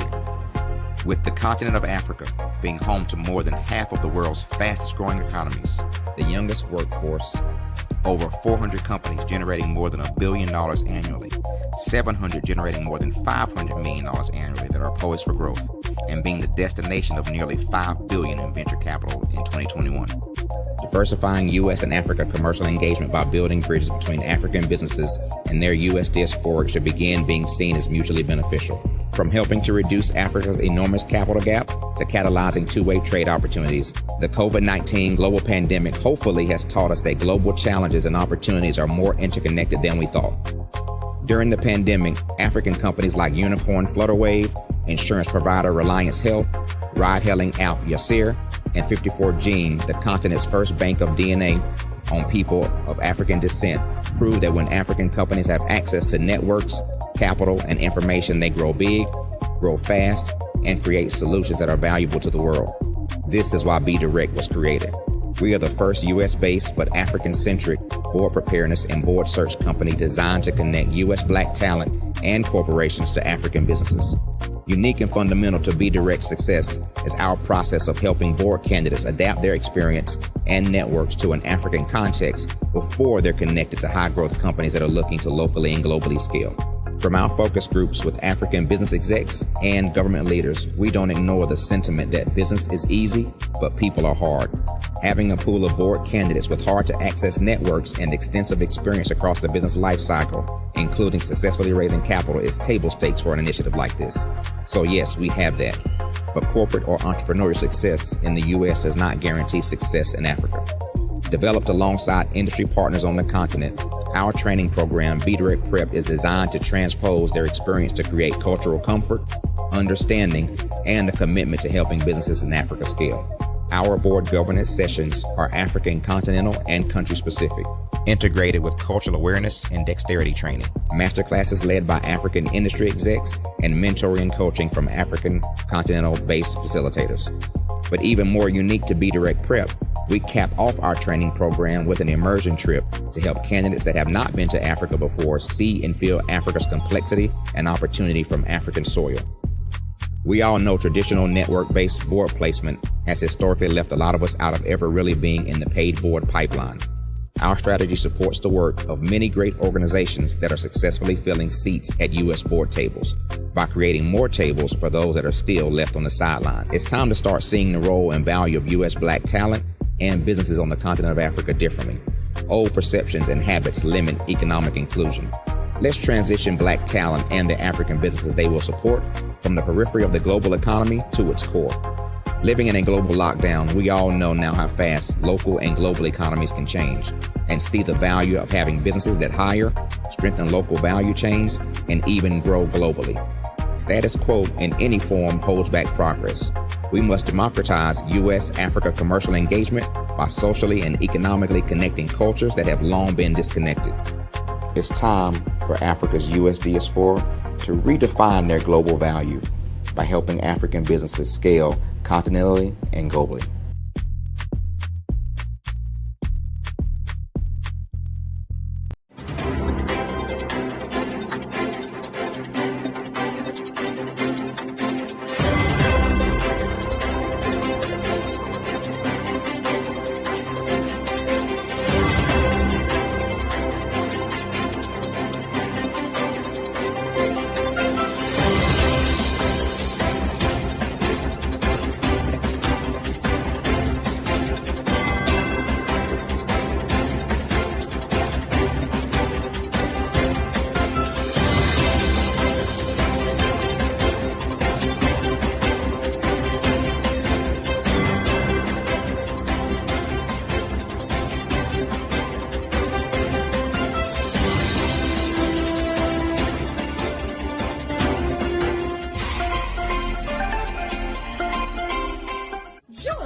Dr. Eric Kelly III and a host of phenomenal speakers from all around the globe for this 7-day virtual event that you don't want to miss. The mission of the Black Business Expo is to raise scholarship money from kids all the way from high school, all the way from college. The Black Business Olympics is one of the largest Black business showcases in the world. It is an opportunity for businesses and companies to showcase their businesses globally. We are going to be giving away laptops up to $5,000 away to students. Again, I'm Olivia Appleberry, the founder of 2 Cents Finance and one of the speakers for the expo. I am so excited to see you there. For more info, go to www.blackbusinessexpousa.com or call 919-308-9090 and hope to see you there. I am Black business. From the moment I wake until the time I sleep. Yes, I am Black business. I am Black business. Tell me, are you Black business? I am Black business. Do you support Black businesses? Listen, I support Black business because I am Black business. Black Business Expo, one of the largest business showcases in the history of Black business in the world. The world! Sign up today at www.blackbusinessexpousa.com or call 919-308-9090. I am Black business. I am Black business. From the moment I wake until the time I sleep, I am Black business. I am Black business. Are you Black business? I am Black business. Do you support Black businesses? I support Black business because I am Black business. Black Business Expo, one of the largest business showcases in the history of Black America in North Carolina. Join Dr. Eric Kelly III and a host of phenomenal speakers from all around the globe for this 7-day virtual event that you don't want to miss. The mission of the Black Business Expo is to raise scholarship money from kids all the way from high school, all the way from college. The Black Business Olympics is one of the largest Black business showcases in the world. It is an opportunity for businesses and companies to showcase their businesses globally. We are going to be giving away laptops up to $5,000 away to students. Again, I'm Olivia Appleberry, the founder of 2 Cents Finance and one of the speakers for the expo. I am so excited to see you there. For more info, go to www.blackbusinessexpousa.com or call 919-308-9090 and hope to see you there. I am Black business. From the moment I wake until the time I sleep. Yes, I am Black business. I am Black business. Tell me, are you Black business? I am Black business. Do you support Black businesses? Listen, I support Black business because I am Black business. Black Business Expo, one of the largest business showcases in the history of Black business in the world.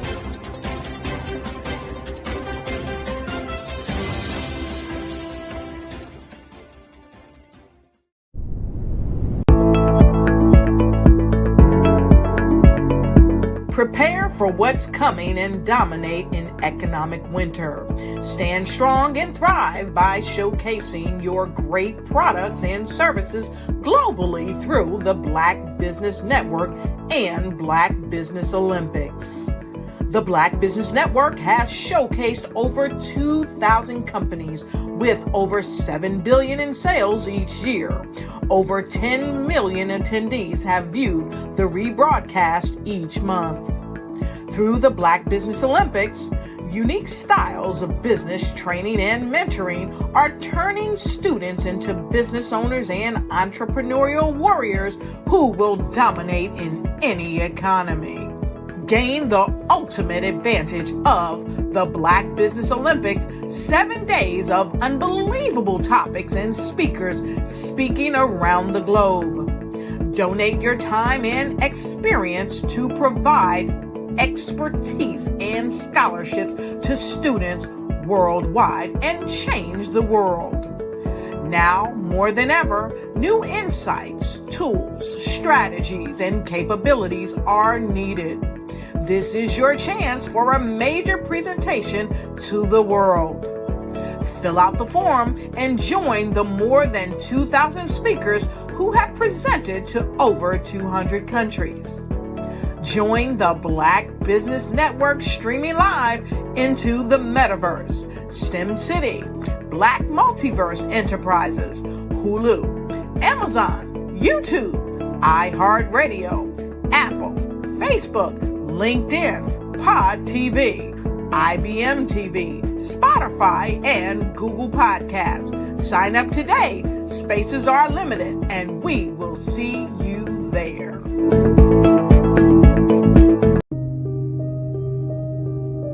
The Black Business Expo is changing my life. This year, they are giving away laptops and even $5,000 in cash to students just like me. I'm Alexis, and I want to go to college to fulfill my dream of becoming an entrepreneur. Help the Black Business Expo going to www.blackbusinessexpousa.com and also becoming a vendor, a sponsor, or donating.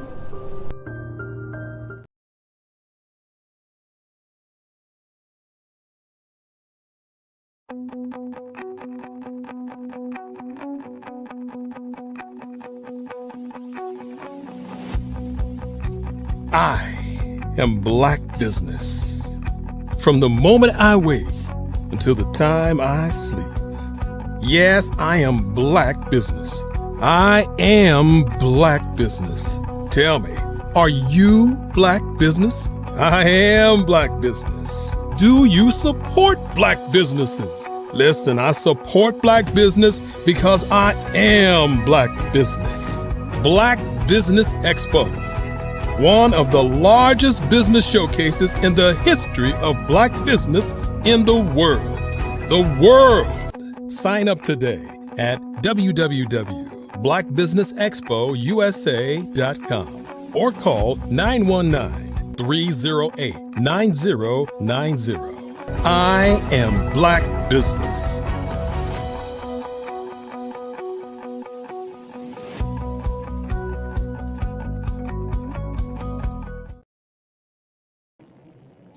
Good afternoon, business owners, entrepreneurs, thought leaders, and corporations. Welcome to the Black Business Network. My name is Helen Hicks, and I'm your business moderator this afternoon on the Black Business Network. The Black Business Network is a 24-hour business network showcasing Black businesses, business owners, entrepreneurs, and thought leaders worldwide. We have speakers from North Carolina, London, Singapore, Africa, Japan, and cities all over the United States. The Black Business Network is a global community sharing its business knowledge to empower, inspire, and educate businesses about business. Our next speaker is Tywanda Smith. Tywanda is the visionary founder of Envision You, which empowers young women through homeschooling and mentoring. As a captivating speaker on women in leadership, inspiring positive change, she illuminates the boundless strength of women in influential roles, igniting positive transformations for generations to come. Join her on a journey of empowerment, and together let's shape a world where every woman's voice resonates with unwavering power and potential. I present to you Tywanda Smith. Hi. Are you able to hear me? Yes, I can hear you. So All right. nice to meet you. Nice to meet you as well, Helen. Thank you so much for having me here on this platform, the Black Business Olympics. I'm very excited to share what I know about women in leadership, inspiring positive changes. I just want to let you know a little bit about myself. As was stated, my name is Tawanda Smith. I was born in Emporia, Virginia. I was raised in Stamford, Connecticut, and then I later relocated back here to Virginia. My husband and I, we founded Avodah Ministries, located here in Jarrett, Virginia, and we have a passion for global ministries and building people. We love to help people grow and to reach their full potential in whatever area of life that they are striving to prosper in. I'm also a devoted mother of 4.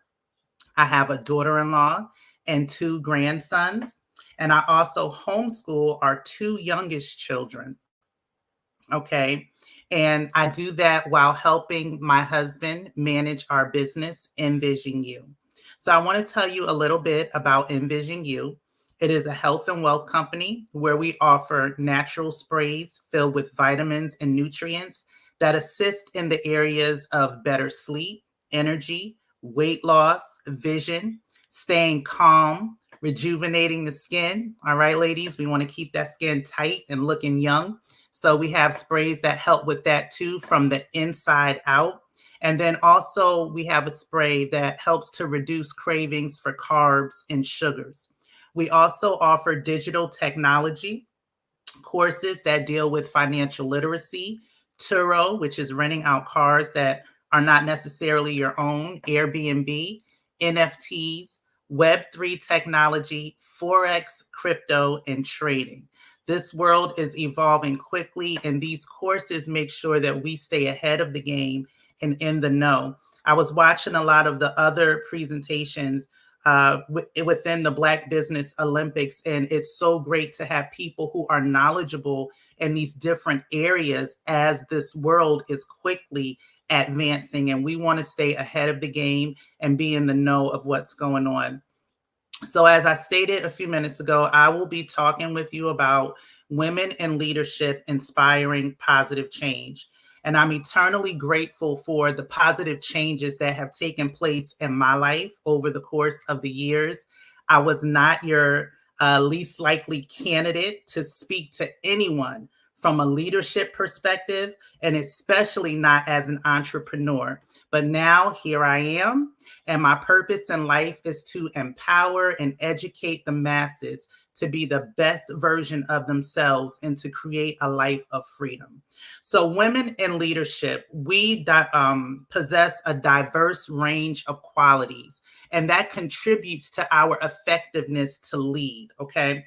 So we're going to talk about a few of these qualities and how they help us in our leadership roles, whether it's in the home or in the marketplace or anywhere we go in business, entrepreneurship.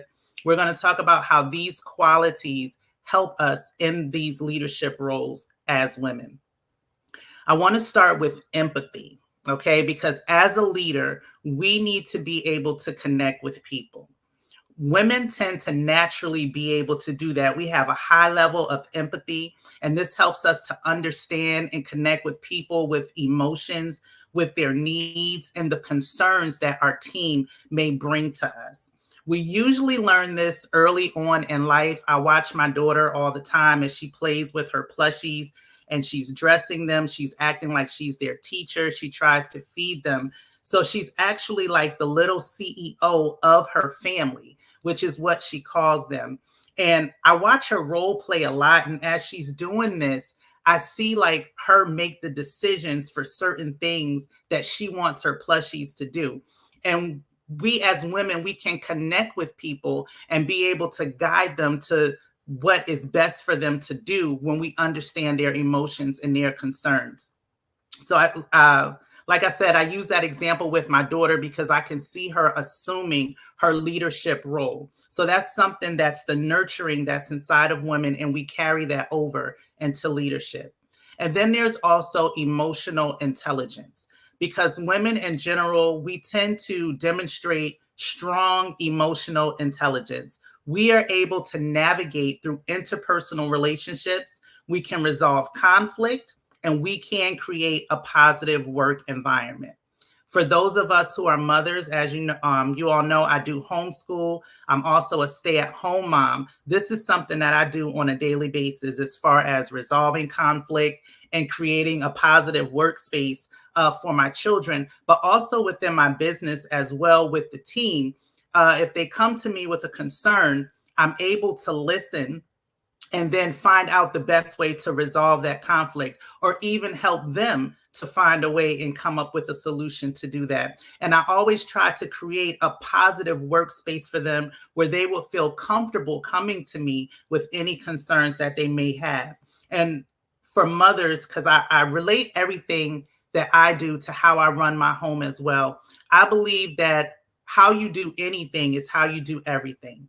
So my practice came from being a stay-at-home mom first. And then that helped me when I'm dealing, although I was dealing with children, now I'm dealing with adults, but I've learned to have the patience with people that is needed to help them grow into the position that they desire to be.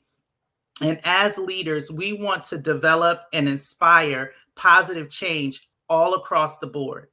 Anybody who we come in contact with, we should add value to their lives. I'm a very big person on the words, watching the words that we speak, because we want to bring value to the lives of people and uplift them and pull them up to who they are, who they were born to be. It doesn't matter what kind of trouble they may have run into in life. They're stepping into this role of life now as far as entrepreneurship and running their own business. So we want to be able to pull those qualities out of them. And besides empathy and emotional intelligence, there's also collaboration, learning how to work together. And women tend to be able to naturally be skilled at fostering collaboration and teamwork. Everybody can't foster teamwork. Some people prefer to work alone, but community is very important because we learn from one another. Okay. I always think about peer-to-peer interaction. There are some things that part of the team may not receive from the leader, but they may be able to learn it easier from another teammate. So as the leader, we know we need to learn how to foster great teamwork within the team. And when within my team, I have the mentality that there's no man that's left behind unless they desire to be. I will help you as long as you want to be helped, because it's good to identify the strengths of people and the weaknesses of people and help to strengthen the weak areas, but also place them into positions where their strengths can be utilized as well. And again, like I said, I relate this to motherhood. That's where I kind of base everything off of, is how I would handle things here in my home. And I try to handle them the same way across the board, even in my business, being fair with people, listening to people, having an understanding heart, but also being able to give direction and to bring structure where it is needed, that they can step into these roles in their business. All right. So even in dealing with motherhood, I know which child is good at what. And when we're within an organization, we should be able to figure out and see who is good at doing what within that organization. And like I said, help them in their weak areas, but also utilize their strengths. And then so we had empathy, emotional intelligence, collaboration, and now communication. Communication is a huge piece in anything that you deal with. We want to be able to have effective communication because it is prominent. It is a prominent quality of being an effective leader. We have to be able to articulate our vision to the people and provide clear instructions. No one can follow you somewhere if you don't even know where you're going. So we want to be clear on what it is that we're doing, what the vision is, and then be able to articulate that to the people. Most times as leaders, we may have the end goal in mind and not necessarily know all the steps A to Z, but that's what the team is for. And as we're pulling on the strengths of other people, we can work towards those steps to get to that end goal together. And we need to be able to effectively communicate to our team what we need from each of them to go in that direction, and also actively listen to their input. We may need different things from different people. And so we have to be able to have that relationship and rapport for those who we are leading and those who come within the organization, because nobody makes it to the top alone. I've heard before where, people, they say, I got this myself. I did this all by myself. But what I'm learning as I continue to grow, because I'm still growing as well, I have coaches as well. And what I'm learning is that nobody makes it to the top alone. I don't care how great someone is. There was someone or either several people who helped them to get to where they are in life. And there again, community is very, very important. So again, we had empathy. These are qualities of women in leadership that help them to inspire positive change. We have empathy, where we're able to connect with the people. Emotional intelligence, where we can navigate interpersonal relationships and resolve conflict, all right? We have collaboration, where we encourage teamwork. Communication, where you can effectively communicate your vision to the people so they will know where you are going and where they are going, the end goal. And then we have empowerment. And this is a big one, to empower people. And most women don't have a problem encouraging one another. I know that there are some women, and I've encountered some that aren't as comfortable giving another woman a compliment. But hey, most women do not have a problem. If they see a pretty dress, they'll tell her, girl, that dress looks good, or your hair is cute. And it's the same thing within our organization. We need to be able to encourage people, even if they might not be doing it exactly the way we think that they should be doing it. We can encourage them to do it, to come up and to learn a better way of doing it. Being in a leadership role, we have to frequently emphasize empowering others to grow. It's something that has to be done consistently on a consistent basis. There is even a way to give correction in a way where it can empower people. We don't want to browbeat people. We don't want to beat them down. Okay. The world does that enough. So anybody who's under our stewardship and our leadership, we want to make sure that we are empowering them. We have to encourage them to take new responsibilities, to take a step of faith. I have coaches in my life right now. They push me to do new things, to get out of my comfort zone. And that is how you grow, when you step outside of your comfort zone. And you will also see growth within your organization as you are empowering other people to step outside of their comfort zone. All right. A lot of empowerment is done through mentoring as well. Walking closely with someone, guiding them, showing them how you do things. And we become dedicated in guiding and supporting others in their development and personal growth. Mentoring someone takes time.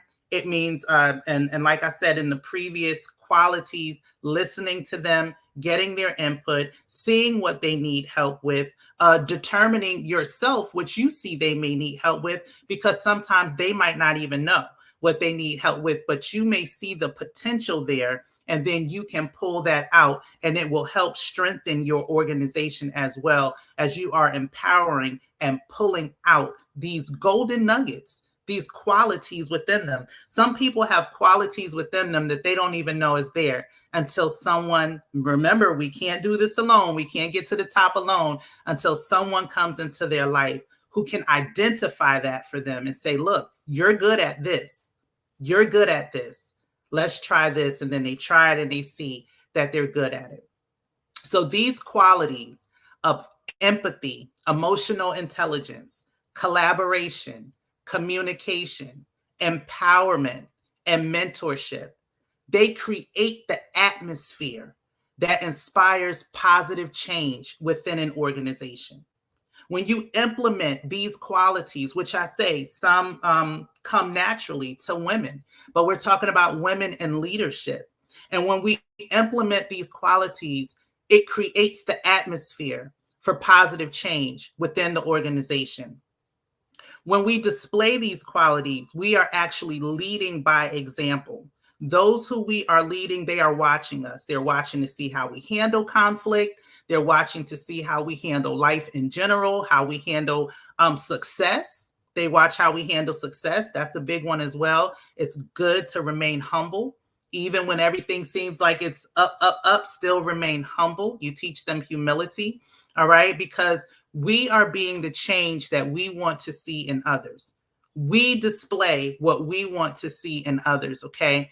And we demonstrate these positive behaviors, attitudes, and actions, and they inspire others to do the same. They inspire others to do the same. One of my coaches, he has a saying, and he says, I have to walk by faith that others may walk by sight. So there are some things sometimes, and I'm learning that we have to step out and do and lead by example so that other people can find the courage and the confidence to come up within their business the same way, to say that I can do this. I am well able. Sometimes it can be very discouraging when you're an entrepreneur. When you're running your business, it can be discouraging, but you have those people who you see that they get out and they continue to do it anyway. They continue to do it. And sometimes they do it afraid. And when your company, your organization sees these examples in your leadership, they come up and do the same thing. What I've learned is that no one wants to know how much you know until they know how much you care. And these qualities as a leader, they show people that you care about their positive change, you care about them being empowered, you care about them becoming the best version of themselves, all right? And in order to inspire these positive changes, we have to first be positive ourselves. So we have to, it's an internal thing that we have to do with ourselves as leaders, women in leadership. And then as they see the positivity within us, it inspires positive change within them. We want to be positive and patient with people. And you will see when you're positive and patient and you're empowering people, they will work to make sure that the vision comes to pass. You will find those who are very loyal, who will make sure that they are doing what they need to do to help the vision to come to pass. And even as I'm saying this right now, it's coming to mind too, that even within our organizations, our businesses, there are some people who they will develop visions of their own. And it's like it can kind of branch off from what you're doing. It can be an extension of what you're doing. So as you're training people and you're leading them, and then they may step out and start something, but it will still benefit your organization. So we have to take time to invest in people because we never know who we are investing in. They could be the next person to have one of the top global businesses in the world, and they would be connected to you because of your effective leadership. So these are some ways that we can inspire positive change as women in leadership. We can have constructive conversations with people and share our success stories. None of us started off as leaders. I know, we may have leadership qualities as we're growing up, and people say she was born a leader. I heard that a lot coming up. My life looked the total opposite for years, but I'm here now. And I'm grateful for that. So none of us started off as leaders. We had to grow into that position, and we're still growing into that position. So we need to be able to share those stories with the people, like I said, who are under our guidance and our stewardship. We share the success stories for them and how we got to where we are. We have to be willing to be transparent about our challenges that we may have faced, and even sometimes the challenges that we still face as we're running the business, so they can see how we handle conflict, how we handle these things, and then they see the outcome in the end of that. Because our value isn't what we know, but it's what we share with others. Our value doesn't come from us just storing up everything that we know, gaining all the knowledge, becoming fat with knowledge, if we don't share it with other people, so that we can see them blossom and grow as well. Because whether you know it or not, as a leader, as your team and your organization grows and blossoms, it helps you. It helps you. You get to sit back and see the investment and the fruit that it bears. Okay. So we have to be willing to be transparent. We have to encourage open dialogue and create an environment where different perspectives can be heard and understood. As I stated before, we can't do this by ourselves. So there are people within our team and our organization who we can get ideas from, who can help to make the vision come to pass of what it is that we have for our business. All right. Another way to inspire positive change is to encourage innovation and creativity. This is a big one, all right? We have to inspire others to think bigger. Some people just don't know how to think big. So we have to inspire them to think bigger, to dream, to think outside of the box, to embrace and celebrate their creativity in all forms. Allow space for them to find solutions to the problems. There are two people within our organization who are artists. And well, one is within the organization, but one like outside, but they're artists. And one of them was just starting her art bit. It wasn't even a business. She was just drawing to be drawing. And I remember I would tell her, you know, can you paint me a painting? I would love to have one of your paintings. And so she sent me one. She sent the first one free. And I told her, I said, can you make me another one? And I paid her for that one. Then she sent me a third one. I have about 4 of her paintings here now. But from that was about 2 years ago. She has a thriving business now where she paints paintings for other people. But I believe, I'm not saying I was the only one. I believe that I was a part of her gaining the confidence to step out and do that because I empowered her creativity in that.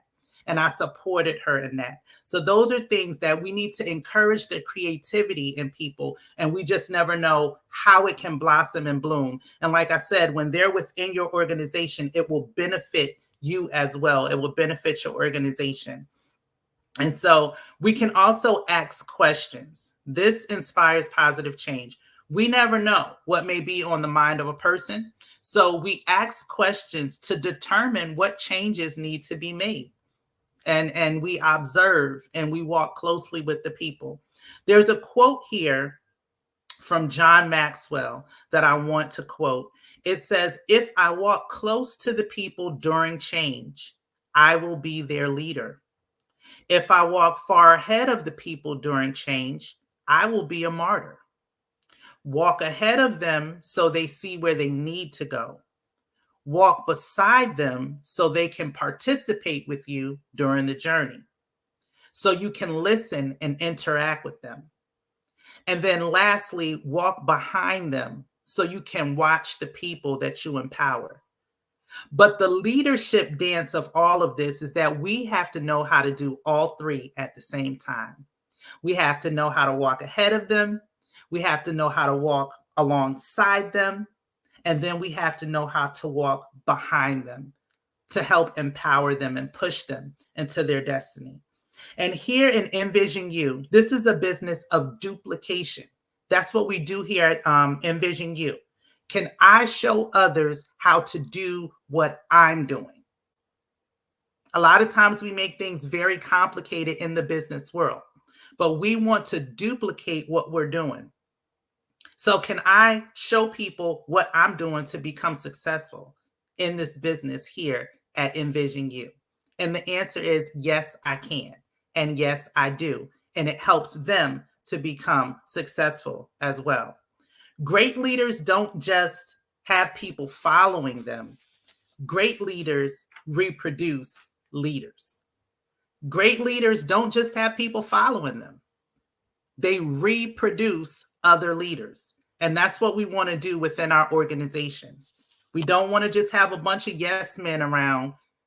We do have people that may be with us, you know, throughout the entire journey for the vision, but we want to see it grow and expand and for them to bring the best versions of themselves to it so that our businesses can prosper the way that they are designed to. And so I want to leave you with this. Women in leadership roles have the power to inspire positive change in so many areas. Women have so much to bring and to offer in any environment that we're in. As I stated in the beginning with the empathy, it comes naturally to us to be nurturers.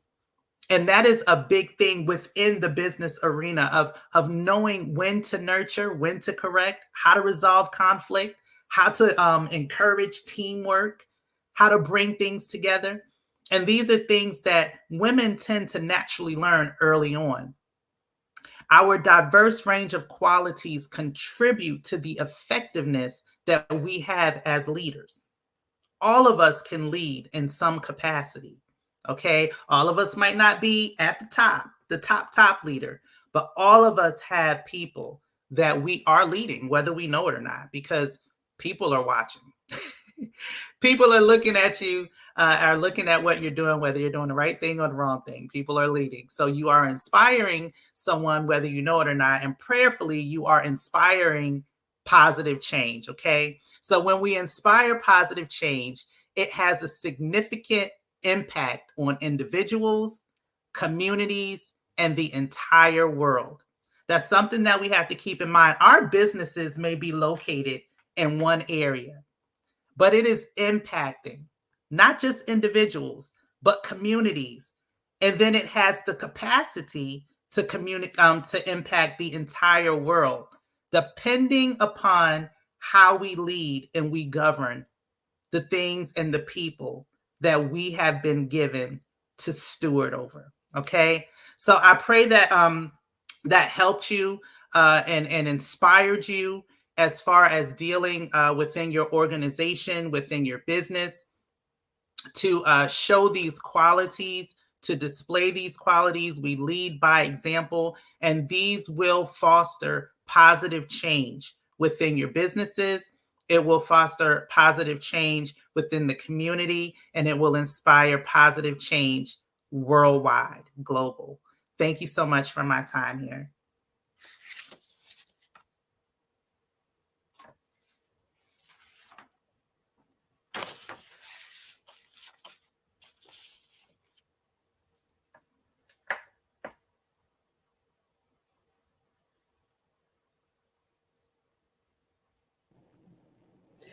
Hey, Tawanda, how are you? I'm great. How are you? I wanted to make sure I stayed on the time clock. That's 40 minutes, so I was looking.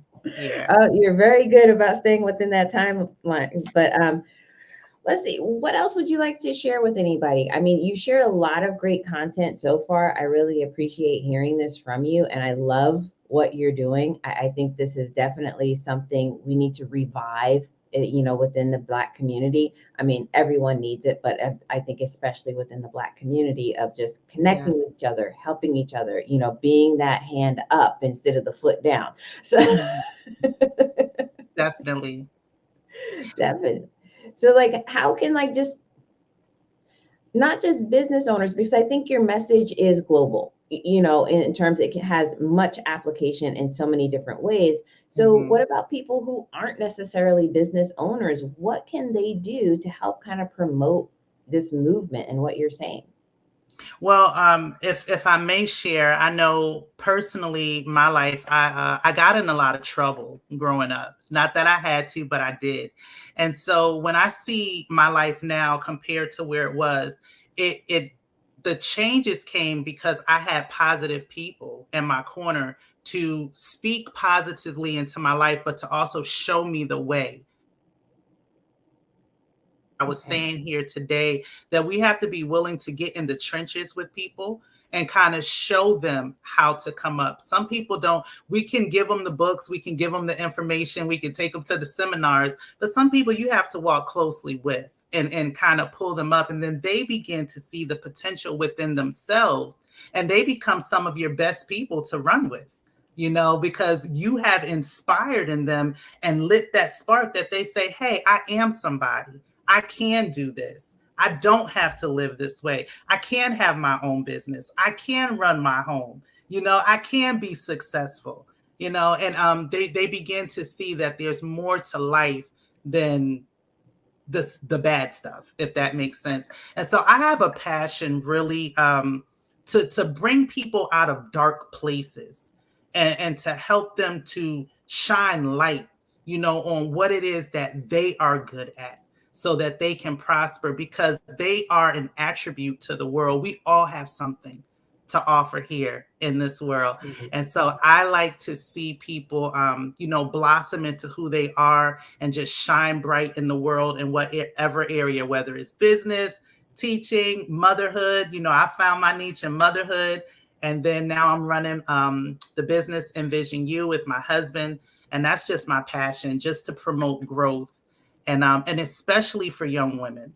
I was a troubled teenager, and I love to see young women grow into who they were designed to be, designed to be. I heard a quote one time. It says, a lot of us have been homeschooled in the wrong home, the wrong school, which means we get caught up in the wrong environments coming up. And that's not what was designed for us. So I'm an advocate of inspiring positive change. Definitely. I support you in that. So with your business, are you international? Are you just within your state? Like, how far do you actually reach?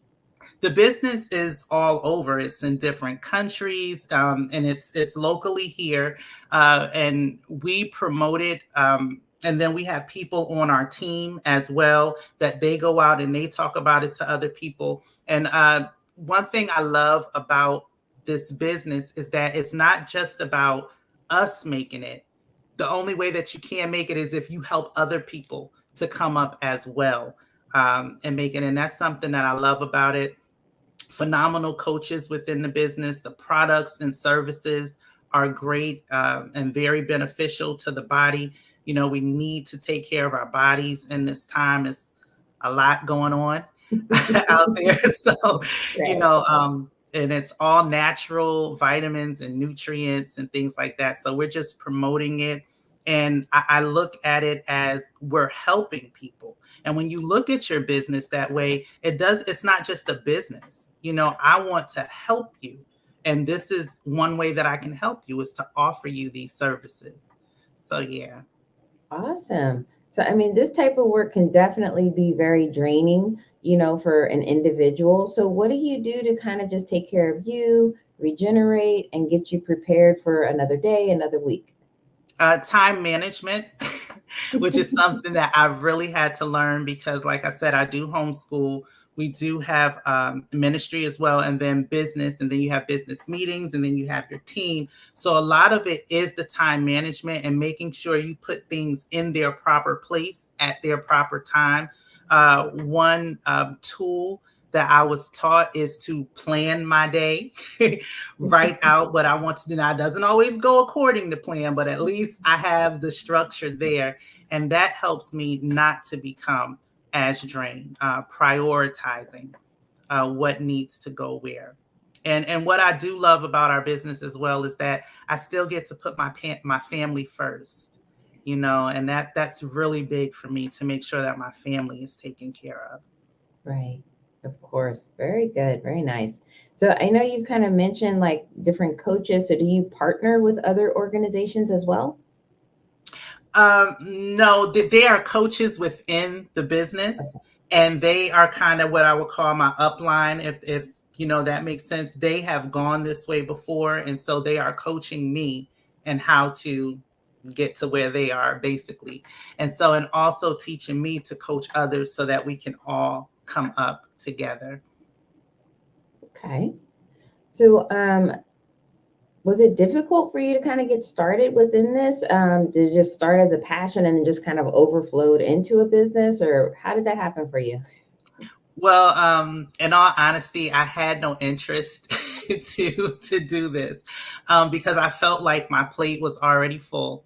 But my husband, he entered into it, and I love to support him and whatever he does. And as I would listen in on the business calls and what it was about, the vision really caught me, because it's about helping people. Their goal is to reach 1 billion people and help them, to become the best version of themselves. So I would overhear by default.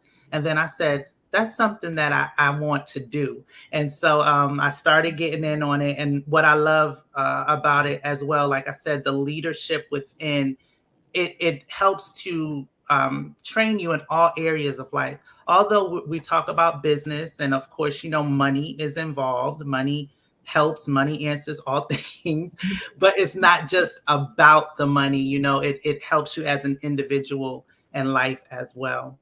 So, and that's what I promote to people, when I tell them about the business, I'm like, we want to have something for ourselves and a legacy to leave our children. And that's what everybody in the world, we should want to be able to have something. We are supposed to be entrepreneurs. We are supposed to be business people and be the answer to the problems here in the world. When people have stuff going on, they should be able to come to us and get the answers that they need. So I just see that we are being put in the position to be solutions. That's what I see happening. Awesome. So lastly, can you leave the audience with a way to contact you? Yes, thank you, Helen. My name is Tawanda Smith again. You can contact me. My phone number is 434-378-2709. My email is tawandasmith@gmail.com. And our business email is avodah, avodah.yofi,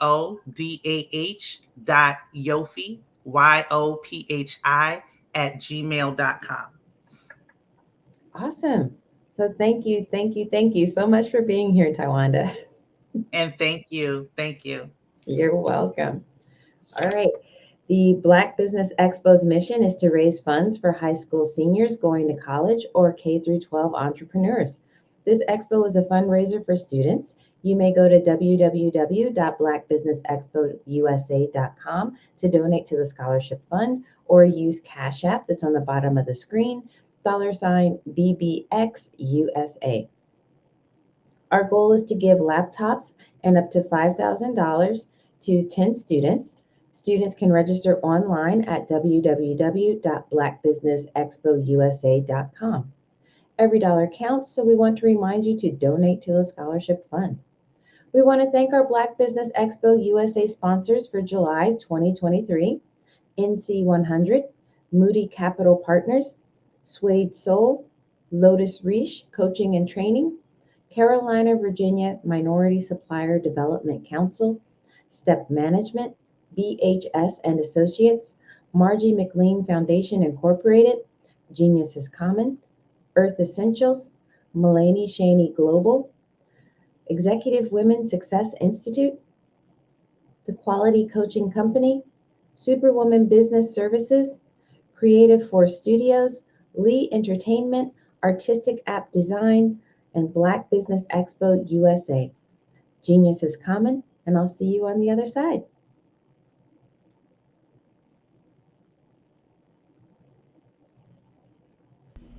Why do I do what I do? My life coach asked me that a few years ago, and she said, Tony, what's your why? And I told her, and she said, girl, you've already accomplished that. Perhaps you need a new why. Hi, Tony Harris, Amy Hoydu with Say It Said Marketing, one of your students. And just wanted to say thank you, Tony Harris, for spending so much time with me and giving me that boost in my business that I so drastically needed.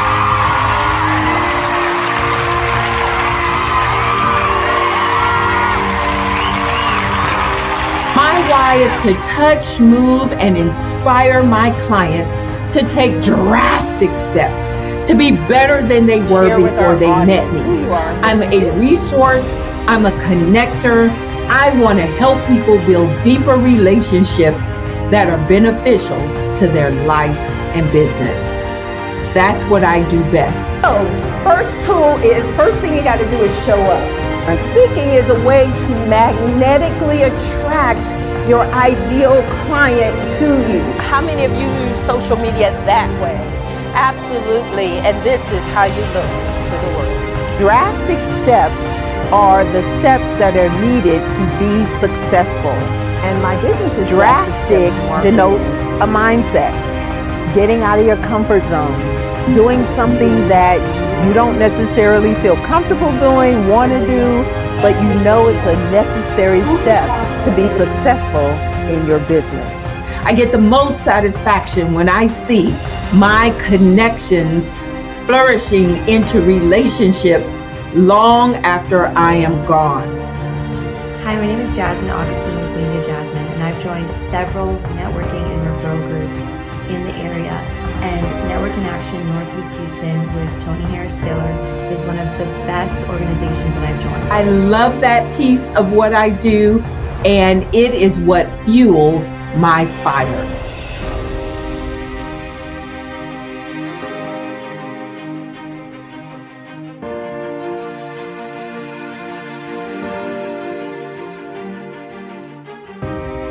My name is Tony Harris Taylor, saying take a drastic step today for a fantastic tomorrow.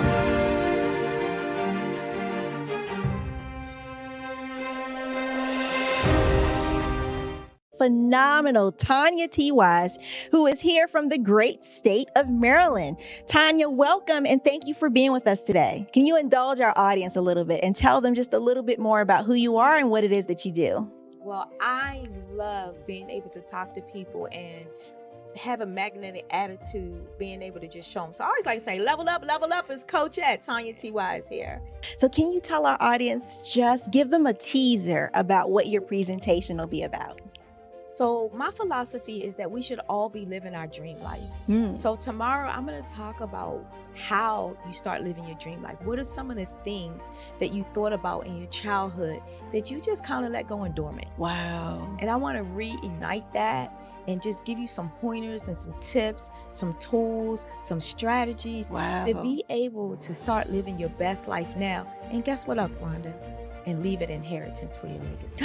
Oh my goodness. Okay, I know that's resonating with a lot of people. I've heard that you have a dynamic coaching program. Can you tell us a little bit more about that? Absolutely. So our coaching program help people that have the lack of time, that lack strategies, and lack the confidence to go after their dream life. So we help them implement tools, we help them implement strategies, as well as give them resources so that they can live their best life now and leave that inheritance. Wow. Oh, I love that. I love the leave the inheritance part. Listen, you are dropping some major nuggets, and I know a lot of what you're saying is resonating with a lot of people, but I think we're all curious. How did you even make this transition into the speaking and coaching arena? What's the story behind this? So I started out in finance, and I realized that a lot of people don't necessarily go after their dream life because of the lack of finances or the education behind finances.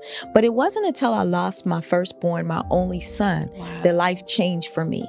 And where I was going after it all, living the corporate life, hit my 6-figure income and living in my dream house with my dream man, driving my dream car. I nearly lost it all when I lost my son. And so I realized it only takes one financial catastrophe that can change your entire life. That's what made me start All New Beginnings. Because no matter what's going on in life, there's a new beginning. And because of that, we develop a program called Wise Minded. My little slogan is, don't just dream it, let's live it. If they want to connect with you or work with you, what is the best ways for them to be able to do that? Well, for my social media guru, you can connect with me on every single social media platform as Tanya T. Wise.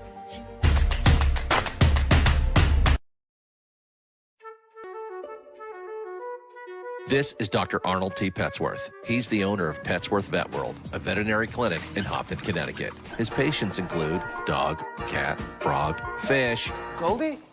dog, and this alpaca. Due to doctor-patient confidentiality, we can't tell you their names. Business at Vet World was steady, and then quarantine hit. Neighbors brought new four-legged friends into their homes.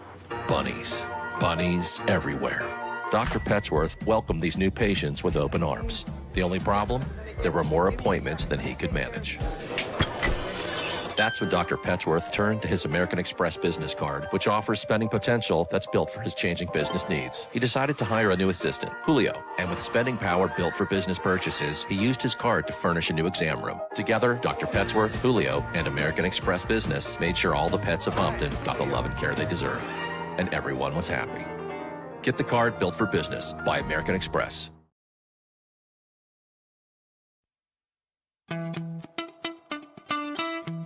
How many times have you been asked to help someone you didn't even know, a student, a business entrepreneur? Or did you ever even ask, where did they end up? That business, that friend, that entrepreneur. Well, just maybe they ended up in a gang, bankrupt, homeless, or worse, dead. Maybe they turned to crime, drugs, and alcohol. Did you ever wonder?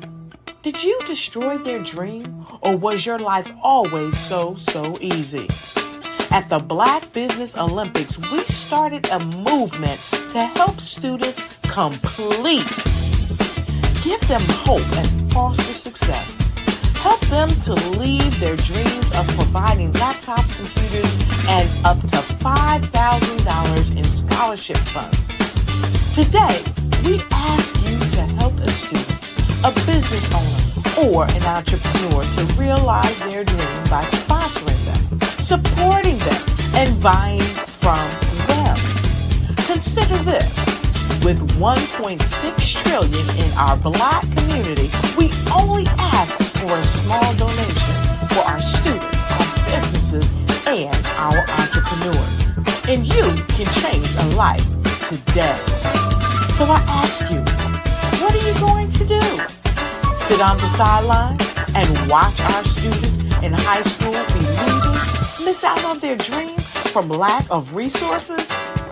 Or are you going to donate to the movement and change their future and yours as well? Give us a call today at 919-308-9090. Change their life by investing with action to the Black Business Olympic Fund. The Black Business Olympics, one of the largest business showcases of Black business in the history of the world.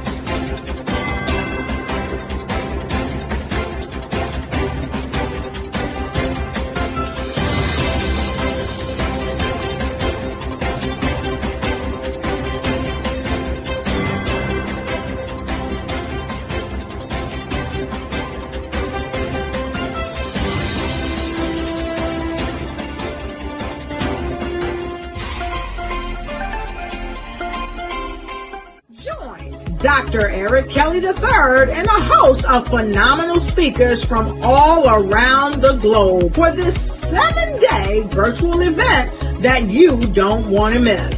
The mission of the Black Business Expo is to raise scholarship money from kids all the way from high school all the way from college. The Black Business Olympics is one of the largest Black business showcases in the world. It is an opportunity for businesses and companies to showcase their businesses globally. We are going to be giving away laptops up to $5,000 away to students.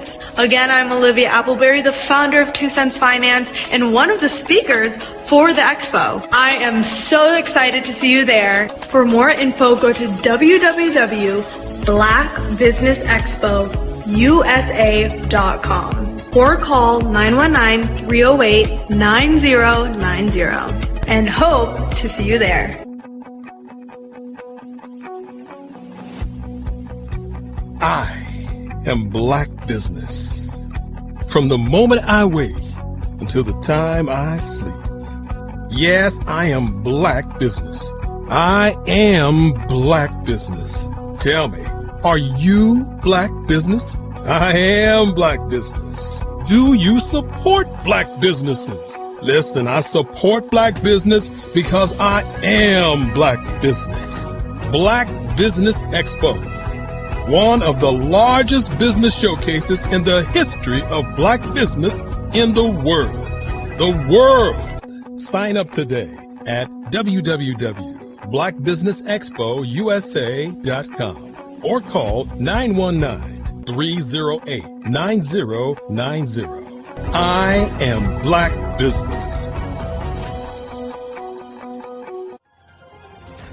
I am Black Business. From the moment I wake until the time I sleep, I am Black Business. I am Black Business. Are you Black Business?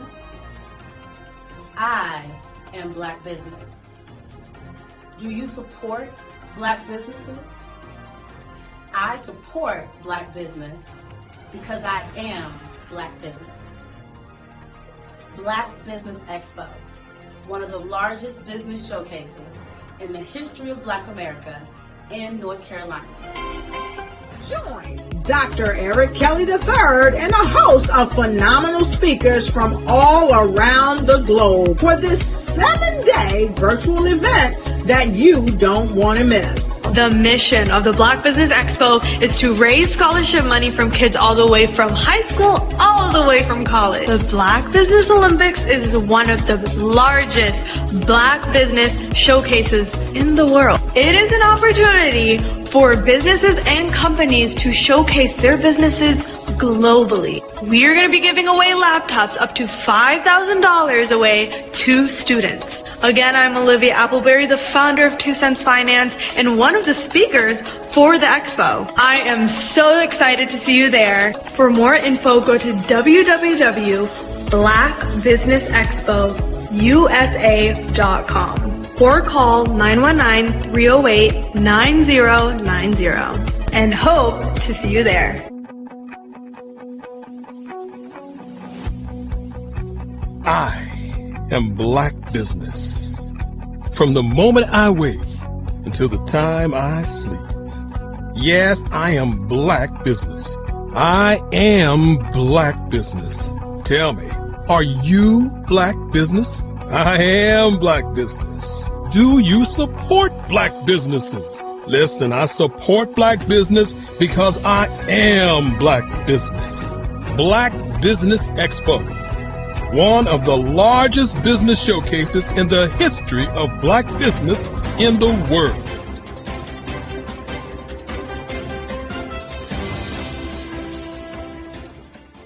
Over the past few years, we've seen the growth of existing and new initiatives focused on financial inclusion, building global networks, and reducing the wealth gap in response to the idea there's not enough seats at the table.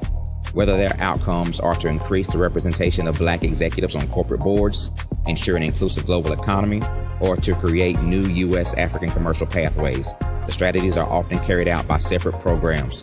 The question is, should they be?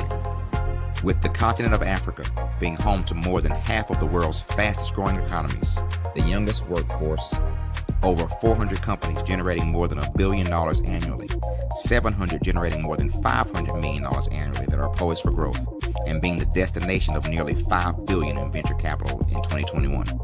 Diversifying U.S. and Africa commercial engagement by building bridges between African businesses and their U.S. diaspora should begin being seen as mutually beneficial. From helping to reduce Africa's enormous capital gap to catalyzing two-way trade opportunities, the COVID-19 global pandemic hopefully has taught us that global challenges and opportunities are more interconnected than we thought. During the pandemic, African companies like Unicorn Flutterwave, insurance provider Reliance Health, ride-hailing app Yasir, and 54Gene, the continent's first bank of DNA on people of African descent, proved that when African companies have access to networks, capital, and information, they grow big, grow fast, and create solutions that are valuable to the world. This is why Be Direct was created. We are the first U.S.-based but African-centric board preparedness and board search company designed to connect U.S. Black talent and corporations to African businesses. Unique and fundamental to Be Direct's success is our process of helping board candidates adapt their experience and networks to an African context before they're connected to high-growth companies that are looking to locally and globally scale. From our focus groups with African business execs and government leaders, we don't ignore the sentiment that business is easy, but people are hard. Having a pool of board candidates with hard-to-access networks and extensive experience across the business life cycle, including successfully raising capital, is table stakes for an initiative like this. So yes, we have that. but corporate or entrepreneurial success in the U.S. does not guarantee success in Africa. Developed alongside industry partners on the continent, our training program, Be Direct Prep, is designed to transpose their experience to create cultural comfort, understanding, and a commitment to helping businesses in Africa scale. Our board governance sessions are African continental and country specific, integrated with cultural awareness and dexterity training, masterclasses led by African industry execs, and mentoring and coaching from African continental-based facilitators. But even more unique to Be Direct Prep, we cap off our training program with an immersion trip to help candidates that have not been to Africa before see and feel Africa's complexity and opportunity from African soil. We all know traditional network-based board placement has historically left a lot of us out of ever really being in the paid board pipeline. Our strategy supports the work of many great organizations that are successfully filling seats at U.S. board tables by creating more tables for those that are still left on the sideline. It's time to start seeing the role and value of U.S. Black talent and businesses on the continent of Africa differently. Old perceptions and habits limit economic inclusion. Let's transition Black talent and the African businesses they will support from the periphery of the global economy to its core. Living in a global lockdown, we all know now how fast local and global economies can change and see the value of having businesses that hire, strengthen local value chains, and even grow globally. Status quo in any form holds back progress. We must democratize U.S.-Africa commercial engagement by socially and economically connecting cultures that have long been disconnected. It's time for Africa's U.S. diaspora to redefine their global value by helping African businesses scale continentally and globally.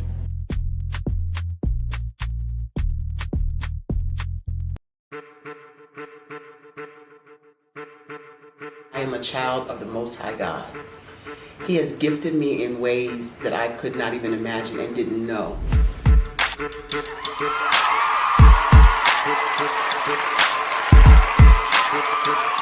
There was a time when I didn't know who I was. I listened to other people tell me who I should be, what I should do. I listened to people telling me that I should be a boutique owner, that I should be a construction manager, that I should be a laborer. Have you ever felt like you should do something else, be something else, go somewhere else, be wherever you wanted to be, and you felt like you were in a box? Anybody in the room? And you couldn't get out. Anybody in the room? And you kept trying to go and you couldn't get out. Anybody in the room? But let me tell you, you need to rock the box. Rock the box.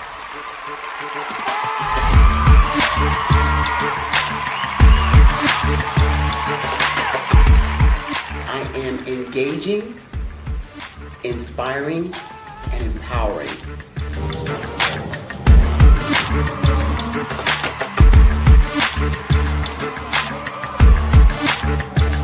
I would give you everything I know. Just by touching you, if I could, by osmosis, give you every single thing I've learned, I've gone through, I know I would. We know that's not possible, but as it is possible, I love to share information with people. Some of you out there, people have told you that you can't be, you can't have, you can't do. But I will tell you, like Kingston said, you can, you must, and you will. If it's to be, it's going to be me. You got to say it. If it's to be, it's going to be. If it's to be, it's going to be. If it's to be, it's going to be.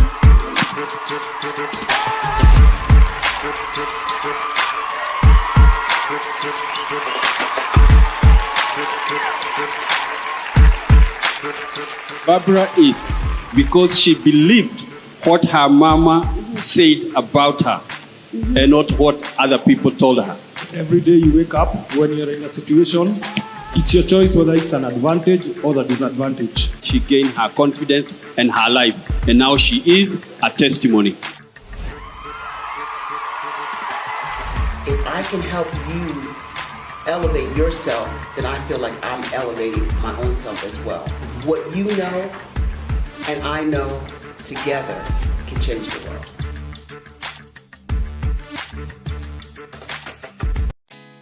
Did you know women represent just 3% of Fortune 500 CEOs and less than 15% of corporate executives at top companies worldwide? Have you wondered what the secrets are to getting into the top ranks, whether in the private or public sector? Do you want to figure out how to stop being held back in your career or passed over for promotion? Then you're in the right place. Hi, I'm Dr. Madeline Ann Lewis, President and CEO of the Executive Women's Success Institute. I have decades of experience in the military, the federal government, and corporate America, and my mission is to help women succeed and tap into their full potential. I want to reach 1 million plus women around the world to become the leaders they are meant to be. So if you want to move into a management or executive level position, or maybe you are a female veteran transitioning out of the military into business entrepreneurship, then reach out to the Executive Women's Success Institute at 301-693-3284. Let us get you on the fast track to success.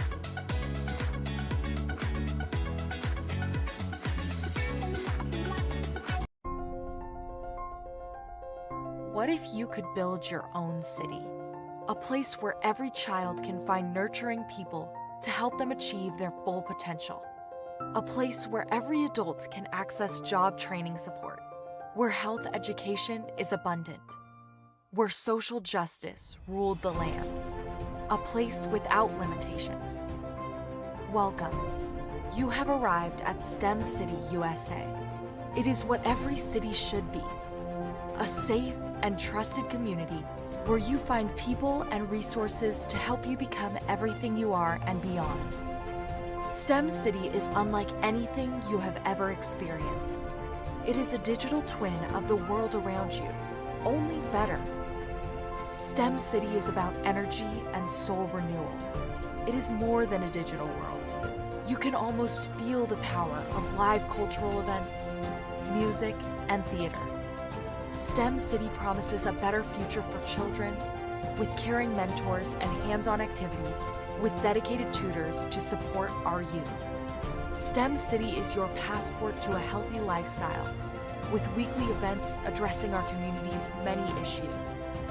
STEM City is your financial well-being with helpful information on wealth management, career advancement, job training, and so much more. STEM City is the community you deserve. It is the city where your dreams can come true. STEM City USA, a place in the sky that is accessible to all who reach for the stars.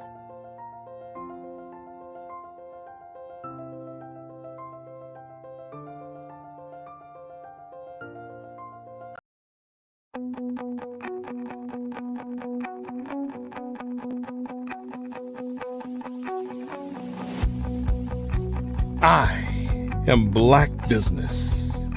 From the moment I wake until the time I sleep. Yes, I am Black business. I am Black business.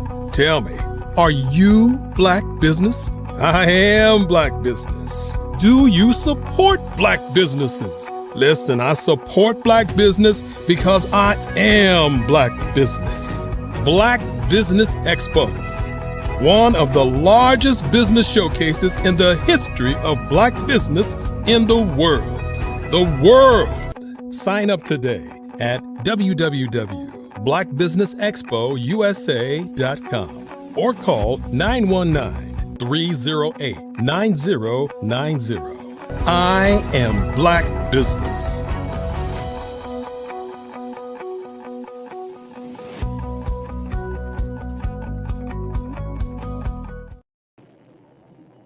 Good afternoon, business owners, entrepreneurs, thought leaders, and corporations.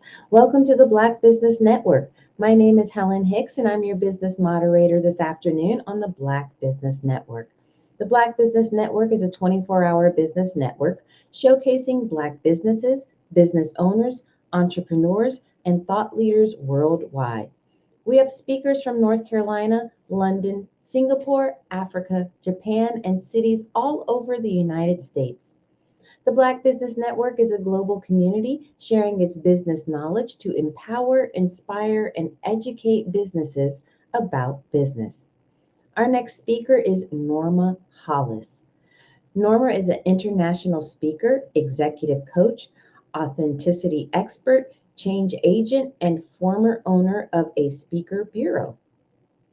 She is also the author of Blueprint for Engagement, Authentic Leadership, 10 Steps to Authenticity, and the Process to Become a Professional Speaker, as well as a multiple online classes and programs designed to help people rediscover their authentic self.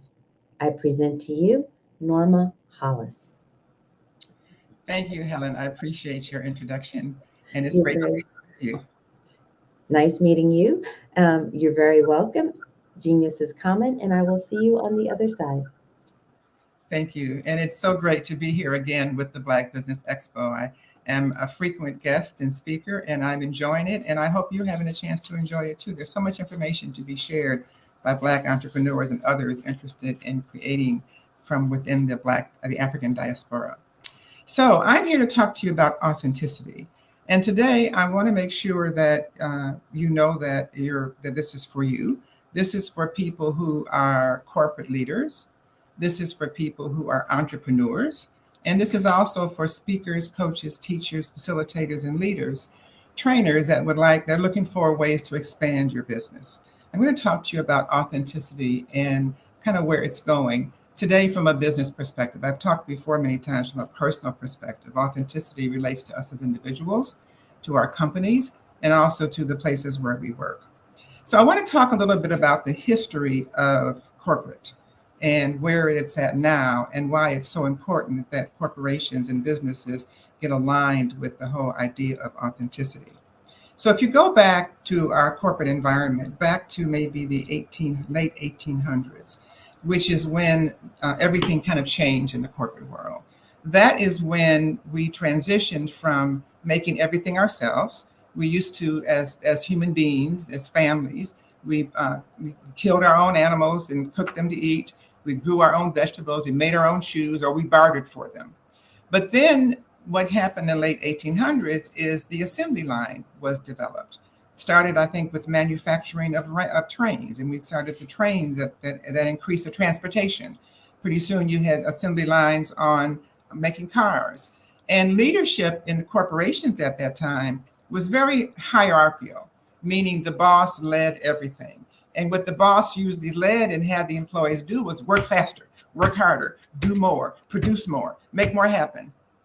I bet you hear a lot of that now, because it's still going on. Even though life and the world and people have changed, a lot of companies are still doing business and leadership in the same way. It took a long time to change because the industrial age assembly line was the way of doing business. And it actually made a major change in the information age, which was not that long ago. That was around 1970s, 80s, when the computer, computers, for those of you that are younger may not know this, but they used to have big rooms, and the computer was in a big air-conditioned room because it had to stay cool. It's nothing like the phones and the little itty-bitty computers that we use now. But the growth has been phenomenal. But that was the information age. The information age went quick. And during the information age, the boss's attitude was different than just make it faster. The boss's attitude was when you brought the boss a problem, the boss would say to you, well, there's so much information on the internet. See if you can find the answer. Find the answer and bring it to me, and then I'll tell you what to do. And that's kind of was the next phase of the way business was run in the information age. But then we moved, as we are now, deeply into the empowerment age. And the empowerment age is when the employee brings a problem to the boss, and the boss says, well, you go get the information, and you tell me how you figure out how to solve it. So he's empowering you, empowering the employees to do something. Now, the empowerment age was very prominent, very evident during COVID, because so many people were empowered to get the heck out of the jobs they were in. Maybe you were one of them. Maybe that's when you started your own company. Maybe that's when you realized that, this 9 to 5 or whatever, this workaday world that doesn't give me much time at all for my own life is not really how I want to spend my time on this planet. People were leaving. You might have heard the term of the Great Resignation. People were leaving and are leaving corporate America at the numbers of about 4 million people a month. Every month. It was less than that In COVID, it was 3.87 a month. And then in COVID, after COVID, it went up to 4.5 million. And it's still teetering somewhere around 4 million people a month. Now, it doesn't mean that they're leaving and just not working or leaving to go into entrepreneurship. Some are just leaving to go to different jobs, but they're making shifts. And they're making those shifts because there's a need for a big change in corporate America, particularly now as we're moving in two different directions now. One direction we're moving in that you're very familiar with is artificial intelligence. And the big question is, what happens to the human being, especially the human being who had the more regular, repetitive jobs, the essential workers? Much of that is being taken over by artificial intelligence. You know, it's been a while since we've had phone operators were no longer existing. You know, some of you may not even know that there were phone operators. You used to call 911 or 411 and you would have someone answer you and they'd look up the number for you. That's way old news. Now, you know, you don't even need people. You just have automation. So what happened to people that had those jobs? And what happens to the ones that don't have the ability to be leaders or to be bosses, but need the more essential type worker jobs? What happens to them as we go more into artificial intelligence? And then the other side of the fence is from an evolutionary part. As far as human evolution, we are evolving as humans. You know, we are called Homo sapiens. We've been called Homo sapiens for a long time, but we are moving into another phase. As a matter of fact, they say that the next frontier of humanity is consciousness, to understand how consciousness works.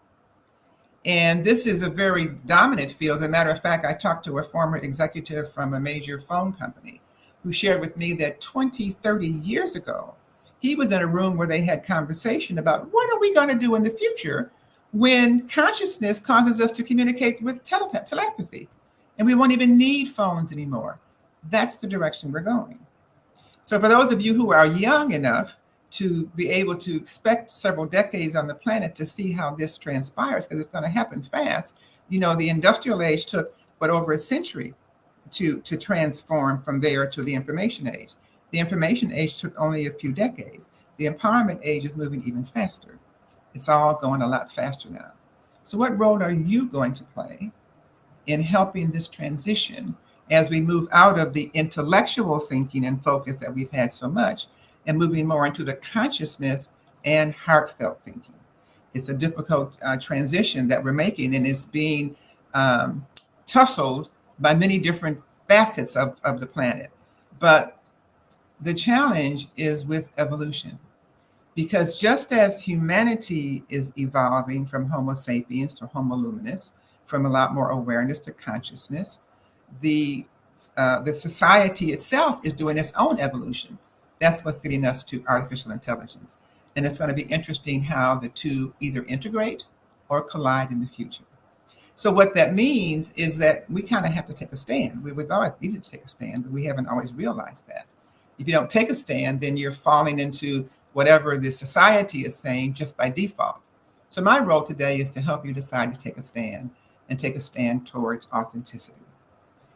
Our authenticity is who we are as individuals when we first come on the planet. If you have young children, have had young children, and you watch them in their very early years, before 5, and certainly between 2 and 3 particularly, you really get to see who they are and what their gifts and talents are, and what God gave them to use while they're on the planet. But yet, when they get into kindergarten, first grade, high school, and on, their gifts and talents are often stripped from them in deference for what's going to make you money when you get older. But in reality, the way society is going with so much artificial intelligence, and that's artificial intelligence taking over, it's the gifts and talents that are going to be important. That's what's going to be the distinguishing factor between people who have success and those who don't, and people who are living a happy life and those who aren't. So how does all that apply to corporate America? I remember when I owned my speaker bureau, I had a lot of people come to me and say to me, Norma, can you help me find myself as a speaker? Because I lost myself when I worked in corporate America for the last 10, 20, or 30 years. Because corporate America almost forces you to adapt the culture and the environment that they offer, whether or not it is aligned with you. Thus, people are leaving at the rate of 4 million a month. You don't want that in your company. You don't want that if you are a leader, a manager, or otherwise in a significant role in your company. You don't even want that in your own life. You want to be aligned with your authenticity, with the things that you're about and the things that you are bringing to the planet. That's where workplace authenticity comes in. Workplace authenticity started with a conversation about authentic leadership. Authentic leadership came out around 2007 or so. That's when I wrote my first book called 10 Steps to Authenticity. And that's also when a couple of guys wrote a book that was very popular. It was published by Harvard, had a lot more leverage than I self-published my book. We were saying a lot of the same things. And then I've watched to see how this has grown from 2007 to now 2023, and authenticity has become even more important. There's also a gentleman named Michael Drew who wrote a book shortly after that time, and he did a lot of research on human nature, and he studied it for 3,000 years and shared how we as a society spent about 40 years in changing in a pendulum that moves from side to side. We spend 40 years focused on me and how great I am, and then that phases out, and then we focus on we and how great we are. And this authenticity conversation that I'm in with you today is right smack dab in the middle of the 40-year focus on authenticity. That's why you hear it so much. You also hear it a lot because inauthenticity is a very popular word. But workplace authenticity has come right smack in the middle of this conversation of authenticity. And I'm really happy because I've been preparing for it. I have decided to lead my life following my inner voice. And here we are at a time when authenticity is so predominant in the conversation. And I have an entire program. People are talking around it in the workplace, but they don't know how to accomplish it in the workplace. And that's what I'm here to talk to you about today, how to accomplish authenticity in the workplace. And I want to talk about the program that I offer, which is called ROA, which means Return on Authenticity, because ROA increases ROI. So from the research that I've done and the work that I have produced and the information I want to share with you, there are 3 aspects of workplace authenticity that my company focuses on and represents the challenges that companies are having in the workplace today.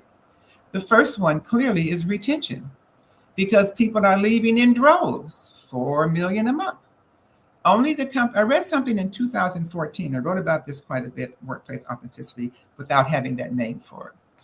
And many other people were writing about it also without that name.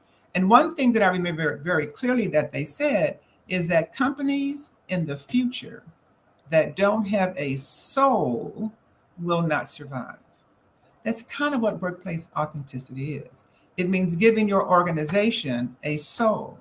What is the soul of the people in the organization? And how does that create the soul of the organization? And then it's much easier for you to identify where you want to work because you do or you do not resonate with the soul of that organization. That's how an organization acquires more retention, by recognizing what its soul is and bringing some soulfulness into it. You know, they say we as African Americans are very soulful. We're so soulful that they like to imitate everything that we create. So there's something to that soulfulness. So there's something to organizations having a soul. Having a soul is what brings the retention. And part of having that soul is having people in the organization whose soul you respect. So how do you respect a person's soul, an employee's soul? You recognize and honor and utilize to the best possible ability that person's natural gifts and talents. We're all born with natural gifts and talents. They get stripped of us, as I mentioned earlier, in our very younger years, as early as preschool years, when we're so happy that we learned we can sing, because we sang in preschool and everybody loved it. And we came home and sang for our parents, and all we got was, be quiet, I'm cooking, I'm tired, go watch TV. And that's how we step away from our gifts. So that's a hint for those of you who have young children to honor their gifts and let them flourish. And that's a hint for those of you also who are leaders and managers and entrepreneurs to bring out the gifts of your employees. When I hire people, I hire them a lot for the value that they bring, not just for their skills, but I also examine what are your gifts and talents. In my company, I need lots of different people for different things. So I want to match you to what you like most. People that I have employed for me, after a few months, I ask them, what do you like most about your job? And I see if I'm getting ready to really explode my business. I'm really right now working on putting all my little gaps, taking care of all of them and tightening everything up. Because when this growth that is surely coming very shortly, I want to make sure every gap is filled. So what I'm asking my people is, what do you enjoy most about what you're doing? And if you're not enjoying what you're doing, how can I move you another place or bring someone else in? Because I know I can have a more solid team, a happier team, a more effective team if they're doing something that's in alignment with what their gifts are. That, again, is what it means by workplace authenticity. Another thing it means is engagement. Now, you talk about statistics, and internationally, the number of employees who are engaged at work hovers around 35%. That means about 65 of them are not engaged. They're coming to work to put their time in to get a paycheck. They don't know necessarily what the role is, how things connect together. They don't take the initiative to go deeper. They just do the minimal amount of work necessary to get the work done. That is not the way to grow a business. That is not the way to have a soul of your organization. These are things that take into workplace authenticity. Now, you see behind me my authenticity grid. I've explained this many times when I've spoken on here on the individual side, but I also apply this grid to workplace, to corporations. And from a corporate perspective, where you see inner voice over here, the inner voice is for an individual is a voice that no one hears but you. For a corporation, for a business, the inner voice is the employees and how they are treated and what they say about you, what they do while they're in your company, and how you listen to them and how you reward them and how you acknowledge and respect them. From an authenticity individual perspective, the outer voice, which is the middle one, I think you can see that there, has to do with how others perceive you. When you walk into a room, people make an immediate impression about who you are. They don't know a thing about your inner voice. They just assume from what they see. From a corporate perspective, your outer voice is your organization as a whole, how people perceive it, how it comes across in the world. And on the expressive voice, that from an individual is how you express yourself and who you've become in the world. And from a corporate perspective, it has to do with the community that you serve and the way in which you are integrated with them, aligned with them, and allow your company to be of value to the community.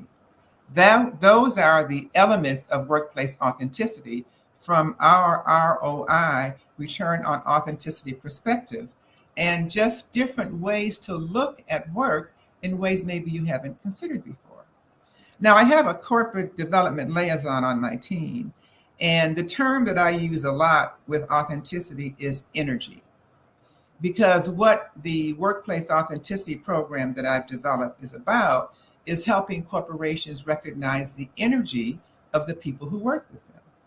Now, my corporate development liaison, Jay, said to me, well, corporates don't use the word energy. Well, my response is, maybe they should, because that's what I want to help them understand. Individuals that work for you bring their energy to the workplace. So how do you feel when your energy sucks? How do you feel when you've had an argument with your child, your parent, your spouse, significant other, your friend, whomever, that is still weighing on you? And maybe you could not even sleep well. You're wondering, what did I do wrong?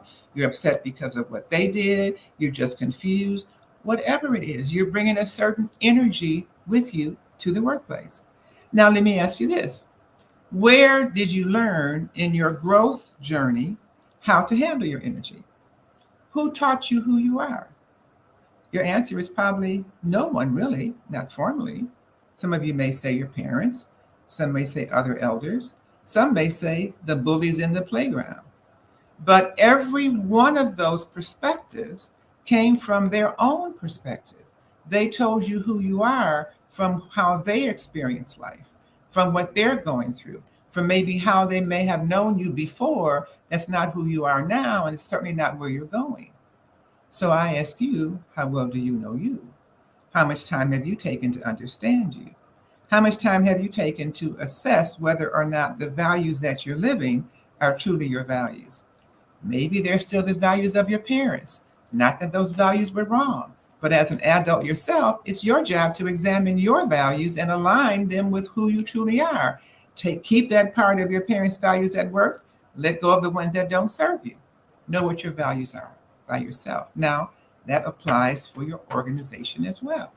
What you want to make sure is that the values that you have established for your company, the values for the company you work with, are the values that are shared by the people who work in the company. Conflict happens when you don't share values. Conflict happens when you don't understand energy and don't know how to modify your energy to adapt to the energy that's there. These are different ways of finding your authenticity, of adapting to it, of creating authenticity in your workplace, of making authenticity work for you, of integrating all the elements in your company, integrating it with the people, and making sure they're all aligned and going in the same direction. When people and things and activities and organizations are not aligned, everyone's going in a different direction, which means you can't create success.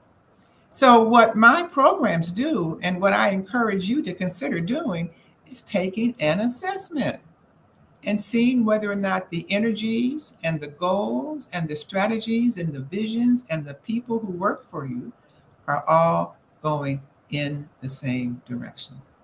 When they're not, you cannot be successful. When they're not, it means you have to change positions or change people. I'm in the process of doing that now. I have a virtual assistant that I had high hopes for to change things around. And I just realized yesterday that she does not have the capacity to expand in the way that I need her to expand. So, gotta go. Nothing personal, but my responsibility is to make sure I get authenticity in the world. My responsibility is beyond this one person who's working for me.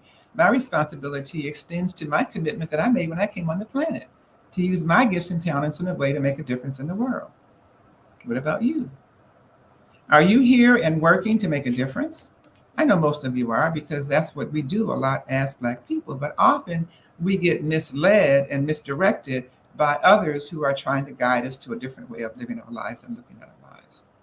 I encourage you to stay in the roots of our Africanism, our African background, our African spirit, and our collective desire to make a difference in the world, to right the wrongs, to make it better.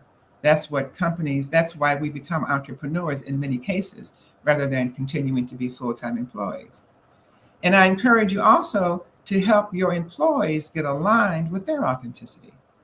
Imagine a company where everybody is aligned, where everybody's values are similarly shared, where everybody shares a passion to make a difference in the same way, and they're excited about the work that they do, and they're doing that work with you. That's what I'm finding unfolding in my own company. Now, it hasn't been easy.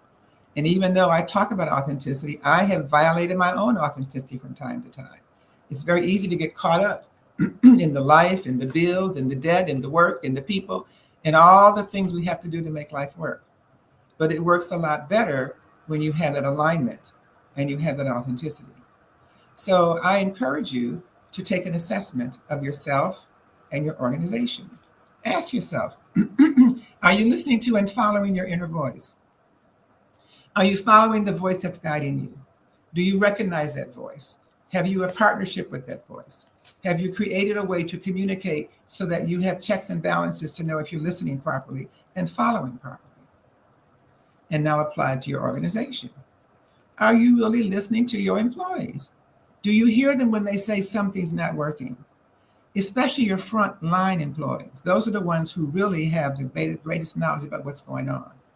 If you want true authenticity, you have a vehicle, a formula, a method to get feedback from your frontline employees It's not necessarily always going through the chain.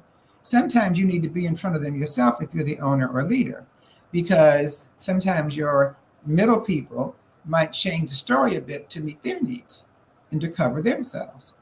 You have to do your own investigation. You have to do your own assessment. Does your company know your values? Does your company understand what it is you're really attempting to achieve? Do the words you have on the walls, are they aligned with what the people say in the halls? Is there alignment? Is there a value that you all share? I've asked the question many times when I go speak to groups, if they can think of one value that as a society we all agree on. Nobody can answer that. Nobody can find one, because human traffickers always get in the way of any value that we talk about. But in your organization, you can do that. You can have a primary value that you believe that you establish rather, is the value of your organization. And then hire based on value. Value first, skill second. Skills are a dime a dozen in many places, in many ways, unless they're really highly, highly specialized. But values are not necessary. And you want to know that the values of the people you hire are aligned with your values and the values of your company and the values you aspire to. And then when it comes to inspiration, at the bottom of the inner voice, are you inspiring your employees? How do you tell them thank you? How do you tell them great job done? How do you keep them inspired so that they can be engaged and be excited about working with you and not even think about retention? Whether it's because they want to grow, make a way they can grow with you, find out what they bring to the table, maybe things you don't know about them that could be valuable to your company's growth. All because you know how much it takes to bring somebody else in. Find the ones you have there and go deeper into what they bring to the table and see how you can manipulate and manage their energy and their skills to better suit what your goals are and your values for your company. Now, on the outer voice side, we talk first about, I'll move over a little so you can see what the words are here. The net wellness has to do with balance and the overall health of you as an individual. You know, your individual health counts a lot to your ability to be attentive to your role as a CEO, as an entrepreneur, as a leader in your organization, as a parent even. So when you're not healthy, that's going to draw you down, draw out your energy. And we talked about how important energy is. You want your energy to be as high as possible. And that wellness has to do with longevity and energy. So likewise for your company. What's the energy of your company? Do people come in excited to be there? Or are they coming in grumpy and not knowing how to get past the grumpiness and not knowing how to get involved and engaged in your organization? In the middle, network is the connection with people. From a business standpoint, it's strategic alliances, being aligned with people who are going to help your business grow, who share your values. It's right next to values and integrity. They share your values. You want people to be doing business with you who have the same values of you. And then when we talk about net wealth, it's not just money, it's abundance and joy. Money can come from so many, many, many places. Does your company not only pay decently, pay well, but does your company have a place where people can be joyful? You know, that begins with you. Every company is a shadow of the leader. We talked about authentic leadership. You have to be the joyful one. You have to bring the facing of joy. You have to bring the alignment. You have to bring the invitation for others to follow. You are the leader. And then we get to the expressive voice. Legacy relates to gifts and talents. Are you bringing your gifts and talents to your company? Is your company interested in your gifts and talents? Are you allowing yourself to use people in your company based on the talents that they give? That's how you keep them. You get them engaged and interested and involved. You have them doing things that come naturally to them. It might mean shifting things. I was told when I did a business course, 30 years ago, you don't shift people. Well, I think you do. If you have a person that you have invested in hiring, they like you, they like the company, but don't like the position that they're in, don't get rid of them. Find some place where they can, there's probably somebody else in your company that might prefer their job. Shift it around, make a way, find a way to get people happy, to use their gifts and talents on your workplace. Likability is personality. How do people build rapport? How they build rapport with each other and with your customers and vendors. That's really important. That's how you keep vendors. That's how you keep customers. That's where customer service has a lot to do with the personality and the energy that people bring to your customers and the people and your vendors and each other. And then finally, it's lifestyle. What's the lifestyle that you are living? Are you living a lifestyle aligned with the work that you're doing? Or are you just here and there and late regularly and just not consistent?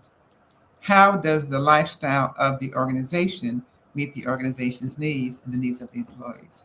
These are all things to consider and think about. And I know it's a few, it's no rush, take your time, but be deliberate. If you are the owner, the CEO, a manager, a leader, looking to improve your situation, improve your company, improve your department, your team, look to authenticity, look to authentic leadership, look to building workplace authenticity in your location. I invite you to learn more. You can go to my website, normahollis.com, normahollis.com. There you will find information about you yourself and how you can develop your authenticity and build it out. You will also learn about the programs that I have for individuals who would like to be trainers, coaches, speakers, facilitators with this entire authenticity process. This took me 30 years to write as I was researching human nature from personal, professional, and spiritual perspectives, just trying to understand myself. I had no idea it would turn into a major company because we're growing very, very rapidly. Then it took me 12 years to figure out, well, just what is this that I have written? It was kind of channeled through me, downloaded, and became something that's been very powerful. I had to understand what it was. And then another 2 years to figure out how to get it out there in the world. And in the last year of having it out there, I am humbled and amazed at how it is impacting people, how it is timely, and how it is growing very rapidly. So part of my message to you is the importance of listening to your inner voice and letting it guide you. I believe that we're entrepreneurs because we have something to do to fulfill our purpose, to fulfill the voice that speaks within. And it's hard to do that when you're under a 9 to 5 trying to live someone else's dream. You need to live your own dream, the dream that was poured into you at the time of your birth and that has been knocking from the inside trying to get out. So I have programs to tell you more about the how you can be one of our facilitators, be one of our certified trainers, and also how to get involved with our corporate programs. You'll find all of that on the homepage of normahollis.com. On the homepage, you'll also find an opportunity to take my authenticity grid. I have a grid of these 9 dimensions you see me. There's an assessment of 9 questions. It's a free assessment that will help you understand yourself. It will let you know your authenticity factor and how authentic you're living your life from your perspective. It's a subjective thing and changes from day to day, which is fine. But the questions alone might give you a chance to see yourself in some new ways. So I encourage you, go to normahollis.com, take some time and explore. You might learn a few things, particularly take the assessment, leave me your information. I'd be more than happy to connect with you. And especially if you'd like to be one of our trainers. We're actively seeking trainers right now for the expansion that we're looking to come on in January. We're working very diligently for that. So if you have interest in that, I also invite you to schedule a call with me by going to meetwithnorma.com. Tell me that you saw me on the BBX and that you want to talk about the possibility of being one of my facilitators. I'd be delighted to talk with you. Any other question you have, please reach out. I'm also on LinkedIn. I thank you so much for the opportunity to share with you. I hope I've said a thing or two that's of value to you. And mostly, I hope that you enjoy your journey to authenticity. Thanks, Helen. Thank you so much, Dr. Hollis. That was a wonderful talk. I love the authenticity grid that you have behind you. Thank you. It's my life's work, and it is my passion, clearly. So thank you. Thank you. Genius is common, and we'll see you on the other side. The Black Business Expo's mission is to raise funds for high school seniors going to college or K-12 entrepreneurs.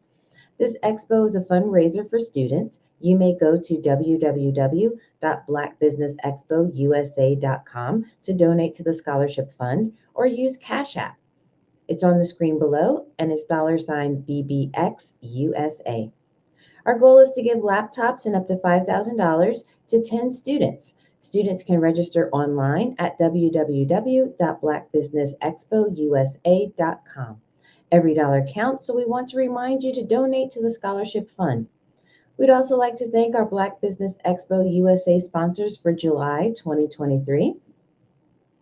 NC100, Moody Capital Partners, Suede Soul, Lotus Reach Coaching and Training, Carolina, Virginia Minority Supplier Development Council, Step Management, BHS and Associates, Margie McLean Foundation Incorporated, Genius is Common, Earth Essentials, Mulaney Shaney Global, Executive Women's Success Institute, The Quality Coaching Company, Superwoman Business Services, Creative Force Studios, Lee Entertainment, Artistic App Design, and Black Business Expo USA.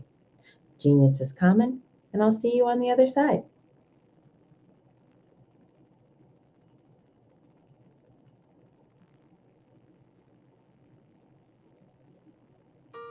Hello, this is Israel, and I am CEO of Daydreams Interactive and author of Princess Planet. So, genius is common, and as a kid, I loved to daydream. Even as an adult, I loved to daydream. And when my daughter became 6 and loved princess characters, but we just could not find the diversity that showed her, we created our own characters. So, for instance, you have Princess Nulu right here. Princess Nulu is from Uganda, and her genius is that she loves to take care of animals. She can actually even listen and hear what they say. And then we have Princess Isabella right here. Princess Isabella, she's from Cuba, and her genius is biochemistry. One day she hopes to eliminate disease. Then we have Princess Nia right here, and Princess Nia is based off of my daughter, and she wants to be the greatest dancer alive. So that's her genius. So what's your genius? My genius is my imagination. Genius is common. I'd like you to imagine with me, if you will, opening an app where you can collaborate with like-minded individuals from around the world, get inspiration and in-app tools to launch and grow your business, as well as share your knowledge and earn compensation, all in one app. Well, the name of that app is Truso, short for Truly Social. Hi, I'm Matthew Newman, the founder and CEO of Truso. A new concept in social media, Truso is designed from the ground up to be a platform that's both social and empowering for all its users. How exactly do we do that? I'm glad you asked. First, Truso brings the world together via video. Psychologists assert that video provides a significantly more effective connection than audio only. When you enter a community on Truso, you're face to face. Second, on Truso, you don't have to have 1 million followers to monetize. Our business model allows all hosts and moderators to monetize, no matter the size of your following, by 1, producing fee-based content, and 2, inviting others to join the platform as subscribers. Even more, Truso has an in-app resource library with over 100 free resources, forms, and documents to help you build your brand and grow your business. Third, Truso is inclusive. The deaf and hard of hearing communities make up 360 million people worldwide.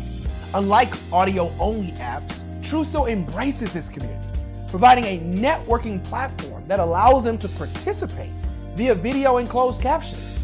We even have a deaf and hard of hearing foundation in the works as well. Fourth, Truso is both social and safe. We refer to Truso as a virtual extension of the beauty shop, barbershop, and brainchild of the community. A place where there's laughter, along with wisdom, growth-oriented conversation, and genuine connections in a safe space. Truso even has proprietary security to ensure we maintain a safe environment for everyone. Where are we at now? Truso is live, y'all. We've launched in beta and we're acquiring users daily. We have an incredible development and marketing team, plus amazing celebrity influencers at the table, helping us spread the word around the globe, beginning within the African diaspora and beyond by creating a safe space for growth, connection, and collaboration. We're truly excited about Truso. we've created something special for which there is a global market. And we invite you to embark on this journey with us as a shareholder. The future for Trousseau is truly bright. Join us and let's go there together.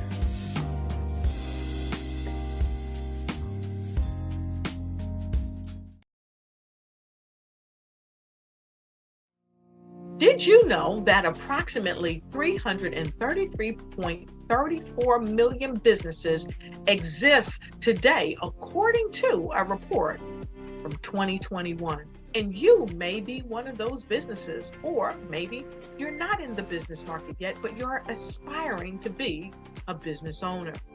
Well, guess what? You're in the right place at the right time. Because let's face it, everything is about timing and opportunity. Hi, my name is Dr. Lotus Richey, and I'm the CEO and founder of the Lotus Richey Coaching and Consulting LLC, along with the Lotus Richey Ignite Show. 15 minutes of success with Dr. Lotus Richey, as well as books to boom your business and bring who you are. And today, I want to bring this amazing message to you about the Black Business Network and the Black Business Olympics. See, the Black Business Network and the Black Business Olympics is designed to help people just like you, that's right, that look like me, to take their business to the next level. Not just in your front yard or your backyard, but globally. The Black Business Network and Black Business Olympics is designed not to just help you survive, but to help you thrive. So join us today as we come together with businesses all around the world to support our students, our children, our young teens, our young entrepreneurs. What we do is we come together to help raise funds for students who are aspiring to be business entrepreneurs, who are aspiring and who are thriving in college. We endow them with a wonderful opportunity to gain scholarship of either a laptop or several thousands of dollars. And we invite you to help be a contributor to this amazing opportunity to help someone that looks just like you. So join us today at our website and let us connect with you and help you ignite and take flight in every area of your life on the Black Business Network and the Black Business Olympics. I'll see you on the other side.